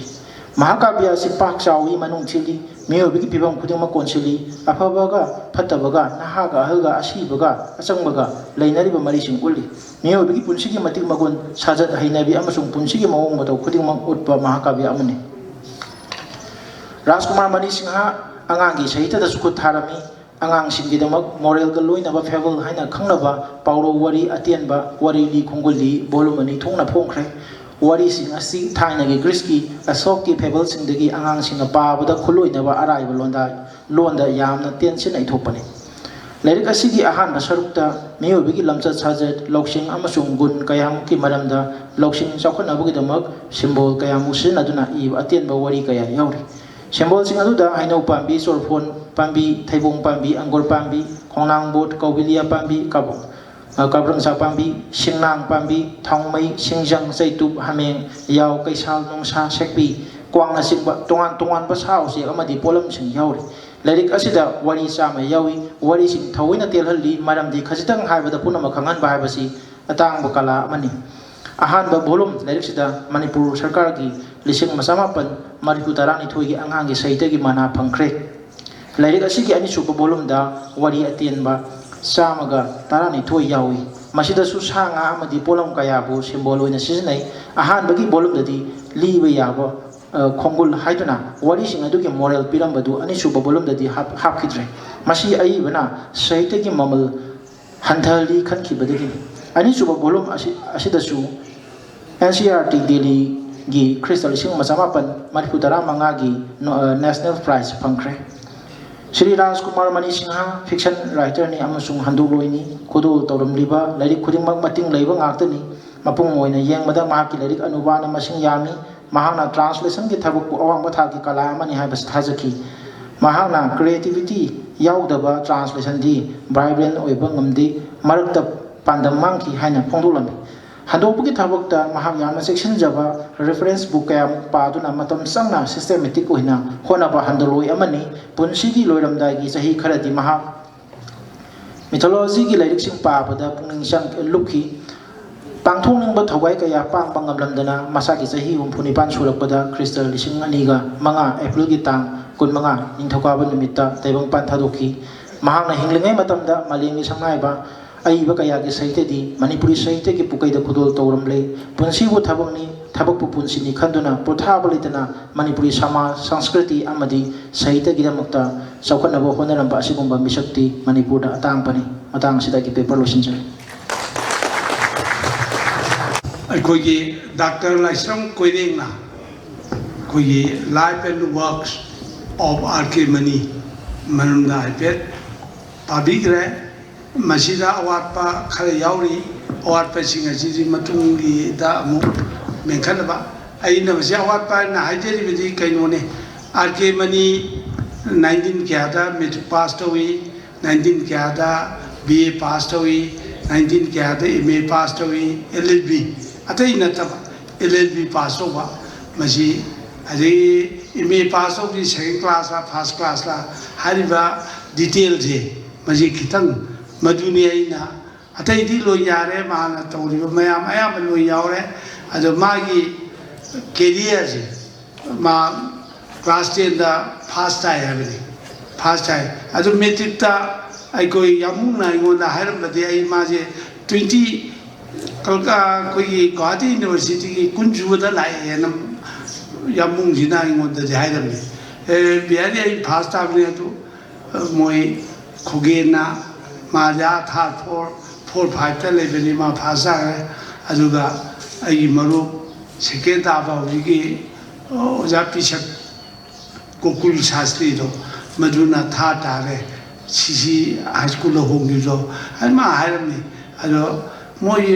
ꯀꯃꯥꯏꯅ ꯇꯧꯔꯤꯅꯣ ꯈꯪꯗꯦ ꯍꯥꯏꯅ ꯑꯗꯣ ꯑꯩꯗꯤ 10 ꯁꯨꯕꯗ ꯂꯥꯛꯑꯦ matric ꯃꯁꯦ ꯑꯩꯈꯣꯏꯒꯤ ꯃꯤꯅꯨ ꯂꯩꯔꯤ ꯑꯗꯣ ꯌꯥꯝꯃꯨꯡꯒꯤꯗ ꯍꯥꯏꯐꯦꯠꯇ ꯐꯥ ꯌꯦꯡꯕꯤꯌꯨ ꯑꯗꯒꯤ ꯃꯥ 10 ꯁꯨꯕ ꯑꯁꯤ ꯒꯨꯋꯥꯍꯥꯇꯤ ꯌꯨꯅꯤꯚꯔꯁꯤꯇꯤꯒꯤ 10 ꯁꯨꯕꯅꯤ 10 ꯁꯨꯕꯗ ꯑꯗꯩ ꯑꯣꯜ ꯑꯁꯥꯝꯒꯤ ꯑꯗꯣ ꯐꯥꯁꯀ ꯊꯥꯔꯒꯗꯤ ꯃꯅꯤꯄꯨꯔꯅ ꯂꯧꯕ ꯈꯣꯒꯦꯟꯒ ꯊꯥꯔꯗꯨꯅ ꯒꯣꯀꯨꯜ ꯁꯥꯁꯇ꯭ꯔꯤ ꯑꯗꯨꯃ ꯃꯦꯇ꯭ꯔꯤꯛꯁꯤ ꯃꯗꯨꯃ ꯑꯗꯨꯒ BAꯅ ꯑꯩꯈꯣꯏ ꯑꯩꯗꯤ ꯏꯝꯐꯥꯜ ꯀꯣꯂꯦꯖꯇ ꯇꯝꯃꯦ ꯑꯗꯨꯒ BAꯁꯤ 19 ꯀꯌꯥꯗ ꯑꯗꯩ ꯄꯥꯁ ꯇꯧꯏ ꯍꯥꯏꯕꯗꯨꯃꯒ ꯑꯗꯩ MAꯁꯨ ꯐꯥꯔꯁ ꯀ꯭ꯂꯥꯁꯇ ꯁꯦꯀꯦꯟ ꯀ꯭ꯂꯥꯁꯇꯤ ꯁꯣꯏꯗ꯭ꯔꯦ ꯑꯗꯩ LLB ꯃꯁꯤꯗꯪꯗꯤ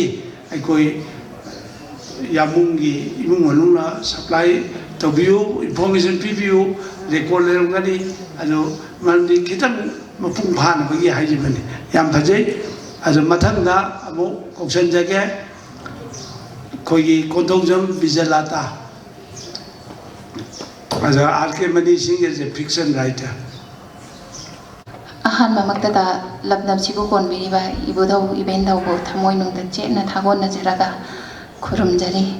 ꯃꯊꯪꯗ ꯉꯁꯤꯒꯤ ꯂꯤꯇꯔꯦꯔꯤ ꯐꯣꯔꯝ ꯑꯁꯤꯒꯤ ꯃꯣꯗꯔꯦꯇꯔꯒꯤ ꯐꯝꯐꯝ ꯂꯥꯡꯗ ꯂꯦꯡꯁꯤꯟꯕꯤꯔꯤꯕ ꯑꯩꯈꯣꯏꯒꯤ ꯑꯣꯖꯥ ꯏꯕꯨꯡꯉꯣꯕꯨꯁꯨ ꯏꯀꯣꯛꯅꯅ ꯈꯨꯔꯨꯝꯖꯔꯤ ꯂꯣꯏꯅꯅ ꯉꯁꯤꯒꯤ ꯄꯦꯄꯔ ꯄꯥꯊꯣꯛꯃꯤꯟꯅꯒꯗꯧꯔꯤꯕ ꯑꯩꯒꯤ ꯍꯥꯟꯅꯁꯨ ꯑꯃ ꯂꯥꯟꯊꯣꯛꯄꯤꯈ꯭ꯔꯕ ꯑꯩꯒꯤ ꯏꯄ꯭ꯋꯥꯅꯤꯕꯨꯁꯨ ꯏꯀꯥꯏ ꯈꯨꯝꯅꯕ ꯎꯠꯆꯔꯤ ꯂꯣꯏꯅꯅ ꯉꯁꯤꯒꯤ ꯑꯁꯤꯒꯨꯝꯂꯕ ꯊꯧꯔꯝ ꯑꯁꯤꯕꯨ ꯃꯄꯨꯡ ꯐꯥꯍꯟꯅꯕꯒꯤꯗꯃꯛꯇ ꯂꯦꯡꯁꯤꯟꯕꯤꯔꯤꯕ ꯑꯣꯖꯥ ꯒꯨꯔꯨ ꯂꯥꯏ ꯒꯨꯔꯨ ꯄꯨꯝꯅꯃꯛꯄꯨꯁꯨ ꯂꯣꯏꯅꯅ ꯑꯩꯒꯤ ꯏꯁꯨꯡ ꯏꯃꯥꯟꯅꯕꯤꯁꯤꯡ ꯁꯥꯇ꯭ꯔ ꯅꯍꯥꯔꯣꯜ ꯄꯨꯝꯅꯃꯛꯄꯨꯁꯨ ꯇꯔꯥꯝꯅ ꯑꯣꯛꯆꯕꯒ ꯂꯣꯏꯅꯅ ꯏꯀꯥꯏ ꯈꯨꯝꯅꯕ ꯎꯠꯆꯔꯤ ngasi aina pathok jagadawriba paper asi fiction writer ama oina Rajkumar Mani Singha haibasidani aigi oina thijin bagi hiram sida khajitang khongau thengau bana haibatare aigi paper si award pa hoba sukimatik laigani haibasi aigi wakhalda singnajai adubo ngasi ekhoi bu chamar hanna takpi banga maba oja guru mayam ama lengsin biriba mayamda aigi paper asi waniba hoba aduga aina type ngasai gi paklaba irel pungum laba babung mani gi sahityagi ipak sidagi ngamjaba ising kharadang khuya matang lojaraga mayam gi mafamda kachaba si mayam na dum harau harau loshin biu aduga award ba oba leiba sing si mathangda mu semdok jabagi khudong jabadu bibirakani haibagi thajaba si thamjaraga mayam da igi paper si lanthok jage Maling gi sahityagi ijel tungina tongan tongan malajal kaya mafam matamgi ithakta laisa tamlakhi kangdong pharaki mapan mauling lakhi Manipuri sahityagi ijel dasu ariba matamdagi hauradana matamgi khonglei tungina anau anau ba sahityagi lajal kaya laisa tamjaraki ngasi sahityagi phambakta fiction haina mingaunariba leichal asi ngasidi mapan mara taraba samaj gi pukningi punsirol gi khunairol gi mami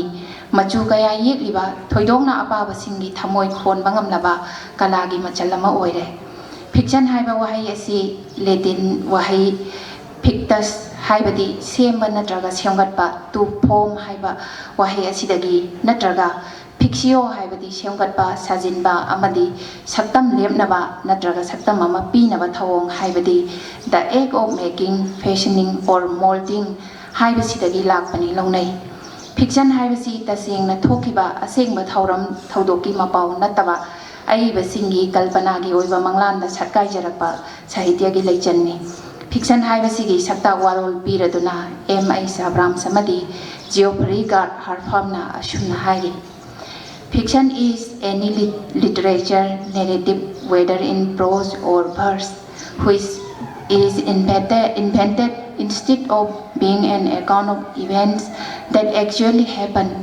In a narrower sense, however, fiction denotes only narratives that are written in prose, the novel and the short story, and sometimes is used simply as a synonym for the novel. Sahitya gi lamdangda fiction haibasi waringi saklonda sagalaktuna aibi singi kalpana gi manglana mata sagat jarakpa asengba thaudo wathok asengba sangsar adumakti nattaba adubo haiba sing asigi machu mamendi yauna anauba khusema magi saktamda puthorakpa kalagi khudolni haiba yai fiction da aibi gi kalpana na lotong oiduna kayat pumnamak sagalaklagasu maru oiriba yanglen charudi hingliba uriba mitmangda leiriba samaj gi mami thaudo wathok punsi saklon asina oiri maram asimangna aiba singi pukningi ihol iroinana samaj gi amotba asoiba aranba achumba amadi phajaba kayabu chingthoknaba utnaba pambai oina fiction asibu yamna khuloiba medium ama oina aiba singna lokhali fiction gi ujalda chanchiliba sahitya gi hiramdi mapung oina upanyas amadi wari macha amadi apikpa novela asini fiction gi tongan ba makhal kayasu akhangai singna masa gi miyengda khaidokduna thambirami adu paper asidadi fiction gi makhal singi matangdadi changsin jadre fiction gi sakta warol samtangna takpaga loinana masina kolliba pankhai gi matangda a dictionary of literary terms in Manipuri da asumna ire kot warengi khudi makhal amani masina chaitharol gi asengba achumba adumakti nataba khosengi wari ibani haujiki matamdadi tamasina novel amadi short story singi mahut chinare mani mairemamgi a dictionary of literary terms tagi lokthokjabani lamai mari phuhumdoi unquote asigum laba sahitya gi isel asida fiction haiba hiram asimakti khwaidagi hena aiba amadi apaba singi khuloiba kala amani fiction di matam pumnamakta phibam amadi matam gi matungina magi saklon asi hongi tasengnamak asigumba kala gi mawong asi matamna pirakpa khudol amani haina lobusu yai samajda lagliba ahongba awonba saktamsing science amadi technology gi lamda chawkhalakpa mapan thongda arang araki oiba awonba sapu kayana miyoiba gi punsida kanaba amadi kanadaba chaitheng kaya pire mapan thonggi kallaba sapu kaya sina miyoiba gi nunggi oiba wakhal pungning amadi atma gi lamda su chawraba sapu ama pirakli asigumba nungpananida yairakliba chaipu amadi shawum singasi unnaba phongdongnaba honarakpada fiction gi kala sibu aiba singna khutpai sena pairagli asumna miyoibagi nungpanani gi mami kayabu kalpana gi phijangna khanjinduna ningthiraba kala gi pothok oina aiba singna ulli manipuri sahitya gi aiba singi marakta Rajkumar Mani Singha Kristabda Lising Jamaban Kunthatare ki January tang kungatarukta taibangda khongdaraki apopagi mingna Sri Rajkumar Tomal Sana amadi apopigi mingna Ningthem Chawongbi Kamini Sijakawi aiba si Johnston Higher Secondary School amadi DM College da mahai masing tamlakhi makhatana Benaras University da LLB loisinki Rajkumar Mani Churachan High School amadi DM College da oja oina thaupuram laga Imphal Urban Cooperative Bank ki Chief Executive Officer oina thabaktagi pothaki aiba sina yamna maksing thaba yaraba sahitya gi lechal kaya khudol tambirami ꯑꯏꯕꯒꯤ ꯈꯨꯗꯣꯜꯁꯤꯡ ꯈꯔꯗꯪ ꯄꯜꯂꯕꯗ ꯃꯌꯥꯏ ꯀꯥꯔꯕ ꯁꯥꯃꯨ ꯋꯥꯔꯤ ꯃꯆꯥ 1934 ꯍꯟꯅꯨꯕ ꯑꯃꯁꯨꯡ ꯁꯃꯨꯗ꯭ꯔ ꯍꯟꯗꯣꯛꯄ 1930 ꯋꯥꯔꯤ ꯂꯤ ꯈꯣꯡꯒꯨꯜꯂꯤ ꯑꯉꯥꯡꯒꯤ ꯁꯥꯍꯤꯇ꯭ꯌ ꯑꯍꯥꯟꯕ ꯁꯔꯨꯛ 1934 ꯃꯥꯔꯤꯀꯥ ꯃꯃꯥ ꯋꯥꯔꯤ ꯃꯆꯥ 1936 ꯀꯥꯏꯔꯕ ꯏꯁꯤꯡ ꯄꯨꯟ ꯍꯟꯗꯣꯛꯄ 1935 ꯋꯥꯔꯤ ꯂꯤ ꯈꯣꯡꯒꯨꯜꯂꯤ ꯑꯅꯤꯁꯨꯕ ꯁꯔꯨꯛ ꯑꯉꯥꯡꯒꯤ ꯁꯥꯍꯤꯇ꯭ꯌ 1938 ꯖꯨꯒꯥꯟꯇꯥ ꯍꯟꯗꯣꯛꯄ 1938 ꯒꯤꯠ ꯒꯣꯕꯤꯟꯗ ꯍꯟꯗꯣꯛꯄ 1938 ꯃꯇꯝꯒꯤ ꯃꯅꯤꯄꯨꯔꯤ ꯋꯥꯔꯤ ꯃꯆꯥ ꯁꯝꯄꯥ ꯇꯧꯗꯨꯅ ꯐꯣꯡꯈꯤꯕ 1987 ꯅꯤꯡꯇꯝ ꯋꯥꯔꯤ ꯋꯥꯔꯦꯡ 1987 ꯈꯣꯏꯔꯥꯛꯄꯝ ꯆꯥꯎꯕ ꯁꯤꯡꯍꯥ ꯃꯣꯅꯣꯒ꯭ꯔꯥꯐ 1987 ꯑꯣꯗꯤꯁꯤ ꯍꯟꯗꯣꯛꯄ 2003 ꯑꯁꯤꯅꯆꯤꯡꯕ ꯄꯟꯕ ꯌꯥꯏ ꯑꯏꯕ ꯑꯁꯤ ꯃꯅꯤꯄꯨꯔꯤ ꯁꯥꯍꯤꯇ꯭ꯌꯗ ꯊꯣꯏꯗꯣꯛꯅ ꯁꯛꯅꯥꯏꯔꯕ ꯍꯟꯗꯣꯛꯂꯣꯏ ꯑꯃ ꯑꯣꯏꯅ ꯂꯧꯅꯩ ꯑꯗꯨꯕꯨ ꯑꯏꯕꯒꯤ ꯃꯤꯠꯌꯦꯡ ꯋꯥꯈꯜ ꯍꯟꯗꯣꯛꯄ ꯈꯛꯇꯗ ꯄꯟꯈꯩ ꯑꯣꯏꯈꯤꯗꯦ ꯃꯗꯨꯃꯛꯅ ꯁꯃꯥꯖꯒꯤ ꯈꯨꯟꯅꯥꯏꯔꯣꯜꯒꯤ ꯄꯨꯟꯁꯤꯔꯣꯟ ꯔꯥꯖꯅꯤꯇꯤꯒꯤ ꯁꯛꯇꯝꯁꯤꯡ ꯀꯌꯥ ꯑꯁꯤ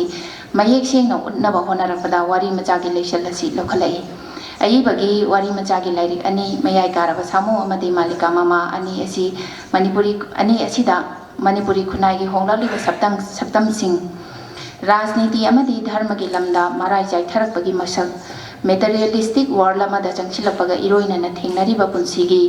ꯅꯣꯡꯄꯥꯟ ꯑꯅꯤꯒꯤ ꯃꯨꯛꯅꯕ ꯂꯝꯆꯠ ꯀꯥꯏꯊꯔꯛꯂꯕ ꯁꯃꯥꯖ ꯑꯃꯗꯤ ꯑꯆꯨꯝ ꯑꯔꯥꯟꯒꯤ ꯃꯤꯠꯌꯦꯡꯗꯒꯤ ꯇꯥꯝꯊꯣꯔꯛꯇꯨꯅ ꯁꯛꯇꯤ ꯇꯥꯟꯅꯕ ꯁꯛꯇꯤ ꯂꯩꯕꯅ ꯑꯆꯨꯝꯕ ꯁꯛꯄ ꯑꯁꯤꯅꯆꯤꯡꯕ ꯍꯤꯔꯝ ꯀꯌꯥ ꯑꯏꯕꯒꯤ ꯇꯣꯉꯥꯟ ꯇꯣꯉꯥꯟꯕ ꯋꯥꯔꯤ ꯃꯆꯥꯁꯤꯡꯗ ꯎꯠꯅꯕ ꯍꯣꯠꯅꯔꯛꯏ ꯋꯥꯔꯤ ꯃꯆꯥꯒꯤ ꯏꯆꯦꯜꯗ ꯍꯥꯟꯅꯒꯤ ꯔꯣꯃꯥꯟꯇꯤꯛ ꯑꯣꯏꯕ ꯅꯠꯇ꯭ꯔꯒ ꯇ꯭ꯔꯦꯗꯤꯁꯅꯦꯜ ꯑꯣꯏꯕ ꯃꯌꯦꯛꯗ ꯎꯠꯂꯝꯕ ꯌꯦꯛꯂꯝꯕ ꯑꯗꯨꯒꯤ ꯃꯊꯛꯇ ꯑꯏꯕꯁꯤꯡꯅ ꯑꯅꯧꯕ ꯃꯑꯣꯡꯗ ꯁꯃꯥꯖꯕꯨ ꯌꯦꯛꯅꯕ ꯍꯣꯠꯅꯔꯛꯏ ꯃꯥꯂꯦꯝꯅ ꯁꯥꯏꯟꯁ ꯑꯃꯗꯤ ꯇꯦꯛꯅꯣꯂꯣꯖꯤꯒꯤ ꯂꯝꯗ ꯑꯉꯛꯄ ꯐꯪꯅ ꯆꯥꯎꯈꯠꯂꯛꯄ ꯑꯃꯔꯣꯝꯗ ꯃꯤꯑꯣꯏꯕꯒꯤ ꯊꯃꯣꯏ ꯃꯔꯤ ꯅꯨꯡꯁꯤꯅꯕ ꯙꯔꯃ ꯍꯥꯏꯕ ꯁꯃꯥꯖꯕꯨ ꯄꯨꯜꯂꯤꯕ ꯂꯪꯂꯥꯁꯤꯡ ꯑꯁꯤ ꯀꯣꯝꯊꯔꯛꯄ ꯅꯥꯟꯊꯔꯛꯄꯒꯤ ꯃꯁꯛ ꯀꯌꯥ ꯑꯏꯕꯒꯤ ꯋꯥꯔꯤ ꯃꯆꯥꯁꯤꯡꯗ ꯎꯠꯅꯕ ꯍꯣꯠꯅꯩ ꯄꯨꯝꯅꯃꯛ ꯑꯁꯤꯒꯤ ꯃꯊꯛꯇ ꯁꯃꯥꯖꯒꯤ ꯅꯤꯡꯕ ꯀꯥꯏꯕ ꯀꯥꯡꯈꯣꯡ ꯆꯥꯏꯁꯤꯜꯂꯛꯂꯤꯕ ꯑꯍꯣꯕ ꯀꯌꯥ ꯑꯁꯤ ꯎꯔꯨꯔꯒ ꯃꯄꯥꯟꯒꯤ ꯑꯣꯏꯕ ꯂꯥꯟꯊꯦꯡꯗꯒꯤꯗꯤ ꯃꯤꯑꯣꯏꯕꯒꯤ ꯅꯨꯡꯗ ꯄꯨꯛꯅꯤꯡ ꯋꯥꯈꯜ ꯑꯃꯗꯤ ꯊꯋꯥꯏꯒ ꯑꯅꯤꯒꯤ ꯃꯨꯛꯅꯔꯛꯄ ꯁꯛꯇꯝ ꯑꯃ ꯊꯦꯡꯅꯔꯛꯄꯁꯤꯅꯤ ꯑꯁꯤꯒꯨꯝꯕ ꯃꯨꯛꯅꯕ ꯑꯁꯤ ꯎꯠꯊꯣꯛꯅꯕ ꯍꯣꯠꯅꯔꯛꯄꯗ ꯑꯏꯕꯅ ꯃꯤꯑꯣꯏꯕꯕꯨ ꯁꯥꯏꯀꯣꯂꯣꯖꯤꯀꯦꯜ ꯑꯣꯏꯕ ꯃꯤꯠꯌꯦꯡꯗ ꯌꯥꯝꯅ ꯀꯨꯞꯊꯅ ꯌꯦꯡꯕ ꯍꯧꯔꯛꯏ ꯂꯣꯏꯅꯅ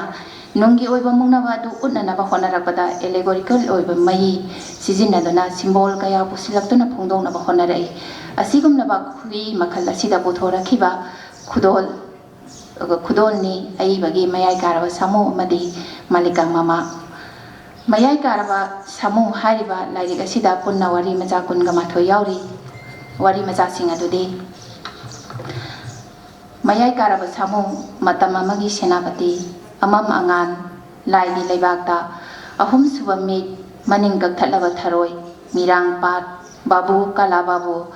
ꯂꯥꯂꯨꯈꯨꯜ ꯀꯩ ꯃꯆꯥ ꯆꯥꯎꯅꯕ ꯌꯣꯛꯁꯤ ꯀꯪꯂꯥ ꯀꯔꯕꯥꯔ ꯑꯅꯧꯕ ꯆꯨꯞꯀꯤ ꯅꯨꯡꯁꯥꯃꯕꯤ ꯅꯝꯕꯨꯜ ꯄ꯭ꯔꯣꯖꯦꯛ ꯄꯔꯝꯄꯔꯥ ꯏꯃꯥ ꯑꯅꯧꯕꯤ ꯁꯝꯕꯜ ꯂꯩꯔꯥꯡ ꯊꯥꯒꯤ ꯃꯆꯥ ꯃꯣꯔꯥꯝꯕꯤ ꯑꯌꯨꯛꯀꯤ ꯁꯤꯡꯒꯥꯔꯩ ꯁ꯭ꯔꯤ ꯔꯥꯙꯥ ꯀꯨꯟꯗ ꯃꯥꯏꯊꯤꯔꯕ ꯂꯥꯟꯃꯤ ꯑꯃꯁꯨꯡ ꯃꯟꯊꯔꯛꯂꯕ ꯃꯥꯟꯗꯞ ꯑꯁꯤꯅꯆꯤꯡꯕꯅꯤ ꯑꯏꯕꯅ ꯋꯥꯔꯤ ꯃꯆꯥꯁꯤꯡ ꯑꯁꯤꯗ ꯇꯣꯉꯥꯟ ꯇꯣꯉꯥꯟꯕ ꯍꯤꯔꯝ ꯀꯌꯥ ꯄꯨꯈꯠꯇꯨꯅ ꯎꯠꯂꯛꯏ ꯂꯥꯏꯔꯤꯛ ꯑꯁꯤꯒꯤ ꯃꯤꯡꯊꯣꯜꯁꯨ ꯑꯣꯏꯔꯤꯕ ꯃꯌꯥꯏ ꯀꯥꯔꯕ ꯁꯥꯃꯨ ꯍꯥꯏꯕ ꯋꯥꯔꯤ ꯃꯆꯥ ꯑꯁꯤꯗ ꯁꯨꯛꯂꯕ ꯖꯪꯒꯜ ꯑꯃꯗ ꯀꯅꯥꯒꯨꯝꯕ ꯃꯤꯁꯛ ꯑꯃꯈꯛꯅ ꯁꯥꯃꯨ ꯃꯆꯥ ꯑꯃ ꯊꯦꯡꯅꯗꯨꯅ ꯌꯣꯛꯆꯔꯨꯏ ꯌꯥꯝꯅ ꯅꯨꯡꯁꯤꯅ ꯂꯨꯅ ꯇꯧꯖꯈꯤ ꯁꯥꯃꯨ ꯃꯆꯥ ꯑꯗꯨꯗ ꯃꯍꯥꯛ ꯄꯨꯡꯉꯥꯎ ꯉꯥꯎꯈꯤ ꯁꯨꯝꯍꯠꯈꯤ ꯑꯗꯨꯕꯨ ꯃꯌꯥꯏ ꯀꯥꯔꯕ ꯁꯥꯃꯨ ꯑꯗꯨꯅ ꯃꯄꯨꯡ ꯃꯔꯩ ꯐꯥꯕ ꯍꯦꯜꯂꯛꯂꯤꯕꯃꯈꯩ ꯑꯌꯦꯠꯄ ꯑꯄꯟꯕ ꯀꯌꯥ ꯊꯣꯔꯛꯈꯤ ꯃꯃꯩꯗ ꯂꯩꯀꯥꯏ ꯋꯥꯊꯣꯛ ꯑꯣꯏꯔꯝꯕꯗꯒꯤ ꯂꯩꯕꯥꯛ ꯋꯥꯊꯣꯛ ꯑꯣꯏꯔꯛꯈꯤ ꯃꯃꯩꯊꯪꯗ ꯖꯨꯗ ꯁꯥꯃꯨ ꯑꯗꯨ ꯊꯝꯈꯤ ꯃꯗꯨꯗꯒꯤꯁꯨ ꯅꯥꯟꯊꯣꯛꯇꯨꯅ ꯁꯥꯃꯨ ꯑꯗꯨ ꯃꯥꯡꯈꯤ ꯊꯤꯐꯝ ꯈꯪꯈꯤꯗꯦ ꯁꯥꯃꯨ ꯃꯆꯥꯕꯨ ꯌꯣꯛꯆꯔꯨꯕ ꯅꯨꯡꯁꯤꯔꯨꯕ ꯅꯤꯡꯕ ꯀꯥꯏꯔꯕ ꯄꯜꯂꯩꯐꯝ ꯈꯪꯗꯕ ꯋꯥꯍꯪꯒ ꯏꯔꯣꯏꯅꯅ ꯂꯩꯍꯧꯈꯤ ꯀꯣꯠ ꯎꯃꯪꯁꯤꯡꯗ ꯃꯍꯥꯖꯣꯟꯁꯤꯡꯒꯤ ꯎ ꯆꯤꯡꯂꯤꯕ ꯌꯣꯠꯍꯤꯡ ꯊꯥꯡꯖꯤꯟꯕꯤꯔꯕ ꯁꯥꯃꯨꯁꯤꯡꯗꯨꯒꯤ ꯃꯔꯛꯇꯁꯨ ꯑꯩꯕꯨ ꯁꯛ ꯈꯪꯕꯤꯕ ꯑꯃꯠꯇ ꯌꯥꯎꯔꯝꯗꯦ ꯑꯗꯨꯗꯤ ꯀꯔꯝꯕ ꯁꯔꯒꯗꯦꯕꯒꯤ ꯀꯥꯔꯥꯒꯥꯔꯗ ꯄꯔꯤꯡꯗ ꯁꯦꯝꯕꯥꯡ ꯄꯥꯏꯕ ꯌꯥꯗ꯭ꯔꯕ ꯁꯥꯃꯨ ꯂꯝꯁꯥ ꯑꯣꯏꯗꯨꯅ ꯅꯠꯇ꯭ꯔꯒ ꯁꯣꯔꯥꯔꯦꯟꯒꯤ ꯄꯨꯟꯅ ꯆꯦꯜꯂꯕ ꯑꯩꯔꯥꯕꯠ ꯑꯣꯏꯗꯨꯅ ꯑꯩꯅ ꯎꯔꯔꯣꯏꯗꯕ ꯃꯐꯝꯗ ꯅꯪꯅ ꯂꯩꯊꯣꯛꯈ꯭ꯔꯒ ꯃꯌꯥꯏ ꯀꯥꯔꯕ ꯅꯪꯒꯤ ꯕꯨꯠ ꯕ꯭ꯔꯦꯗ ꯑꯗꯨꯅ ꯀꯔꯤꯒꯤꯗꯃꯛ ꯑꯔꯦꯞꯄ ꯂꯩꯇꯅ ꯑꯩꯕꯨ ꯀꯣꯏꯇꯥꯟ ꯇꯥꯟꯅꯔꯤꯕ ꯃꯌꯥꯏ ꯀꯥꯔꯕ ꯁꯥꯃꯨ ꯂꯃꯥꯏ 5 ꯑꯟꯀꯣꯠ wari maza asida aibana mayai karaba samu maza asibu miyoibagi pukding wakhalbo mayai kahaliba kalakpa apamba mihauba kaya adugi mahut simbol oina sizinarapani laujai asigum laba samu lamsagum laba mapangan kallaba mayai sing asina putsibu atma bu laksim khiba nungi oiba akan basingna basaktam adu utpani nakal amaromdana wari maza asida palliba mayai karaba samu asi miyoibabu mayai kahaliba nisha sing oina lawbusu yari tongan tongan man nisha sing na khudum chanchin khiduna punsi na leikai leibak miyam da akai ba pit leibak miyam da akai ba pirapa aduga aroi bada mayai kahaliba nisha sing adu phanglaktra bada punsi na amamba jingnung manung gun laba tungi maikai khangdraba maikai da kangau na khibagi saktam aduni haina lawbusu yai aibagi matam amagi senapati haiba wari maza asidasu miyoibagi punsigi lanfam asida mipum khudingmak asibu lan bu tuchingliba lanjing purel senapati aduni haidana utli masa masagi oiba tongan tongan ba punsigi lanfam kayada mipum khudingmak thengnadaba yadabani punsi asimak hinglingai dadi lan thengnadaba yade takbani wari maza asida senapati amabu hukum mapu amagi yathangna lan thengna halli maithiba mai pakpa ningba kaiba natraga ningba thungba haibasi chap manai haibasi senapati gi wangang ta takli maru oiribadi lanthengna baduni asumna punsina lanpam asida thauna pumba puthokduna lanthengnaruраga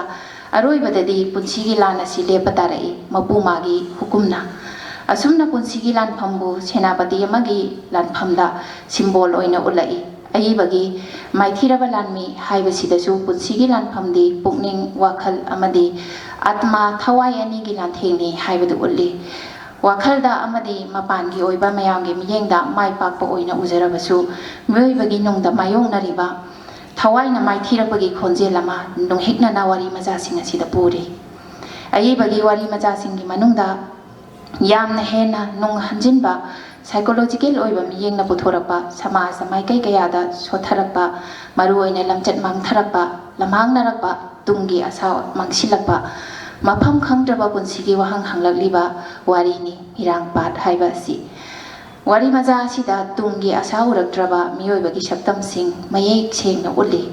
babu kala babu asidasu minamba launam namthak chirol kharol tawnarakpa tawimal khangnaраktaba masagi oijabatabu yengnarakpa matawadu kala babu gi charitrada ulai ningba kaina mimanadana hinglamlaba kalabu manena wachat wanom tawduna hana mukhya mantri oiramba bir babu da saktakhi bir babu na thajaba kaya thamduna mabu semiraklaga mamaida kalana babu oikhiduna bir babu gi mayokda leblakhi wari maja sida miyoibagi sajatta kai tharakpa maduta natana rajniti oiba leptaba pukjel mata adu karimna duna utpani atopa rajniti gi amotpa saktambo yamna nungaiba mawong amada karimna duna yegliba wari majadi nambul project haiba asini wari asida rajniti wala singna bhot mamangda prajagi yaiphanabani haina ta tawsinaduna project program kaya paikhatnabagi wasak loba matungda bhot ka khraba matungda adugumlaba project program sing adu mafam khangdana manghankhiba matau kaya adu bebiya haina khangnaba pebam piba kauba nupa amagi lamchatta pusinduna ulai mathangda rajniti gi hiram asidagi na thairatuna miyoibagi punsida samaj asida chawkhatbagi mingda lagliba ahongba ariba chanarol thajanabi amadi anauba anigi marakta chingkhainabagi saktam adu parampara haiba wari maja sida ulli ayibana mantharaklaba mandap haiba sidasu lamchat maktharalaba khunai gi saktam ama udnanaba honarai mapan ge arang kuyong khak chawkhalaga chawkhatba haiba sinnate haiba si ayibagi wakhaloni miyoibagi nunggi lichat minungsi kala kaya gi pukai horafam oiriba miyoibagi dharma haiba si miraiba yade haiba si ayibagi wari majam singda udnanaba honai ayibagi ayuki singarai wari maja asidana ayibana yamna romantic oiba mawong amada haukraba punsigi lamai singbo hangdokduna ulai wari asida syam kauba misak amana maga luna jana dinaramba syama kauba marum amagi machal radhaga thingnarubadagi angang oiringaidagi syamaga mahaka lenmin nakhiba thodokaya ningsing mamida mathang mathang jingsilapani kangla karbargi wari macha asidana hingnabagi lanphamda mayoknarage thengnarage khanna honaruba siri balihari ahanba karbar numita sagaluba asa kaya maceta na kaiki wari macha sida majekta suba non ba tanba iraija sing amade sahitya kala bu nusijaruba miyoi singi bonsida hingnanabagi lanphamna kansilapana kalam asi matangna phibamna thadok yaduna thadokhiba asigumba nakoina ba mawong kaya su ulle asumna mayai karaba samu haiba wari macha asida samaj gi rajniti gi miyoi bagi lamchat mang tharapa kaya gi masapu aibana hiramoina lokhalle loinana miyoi bagi nunggi mugnaba asha uraktraba tungi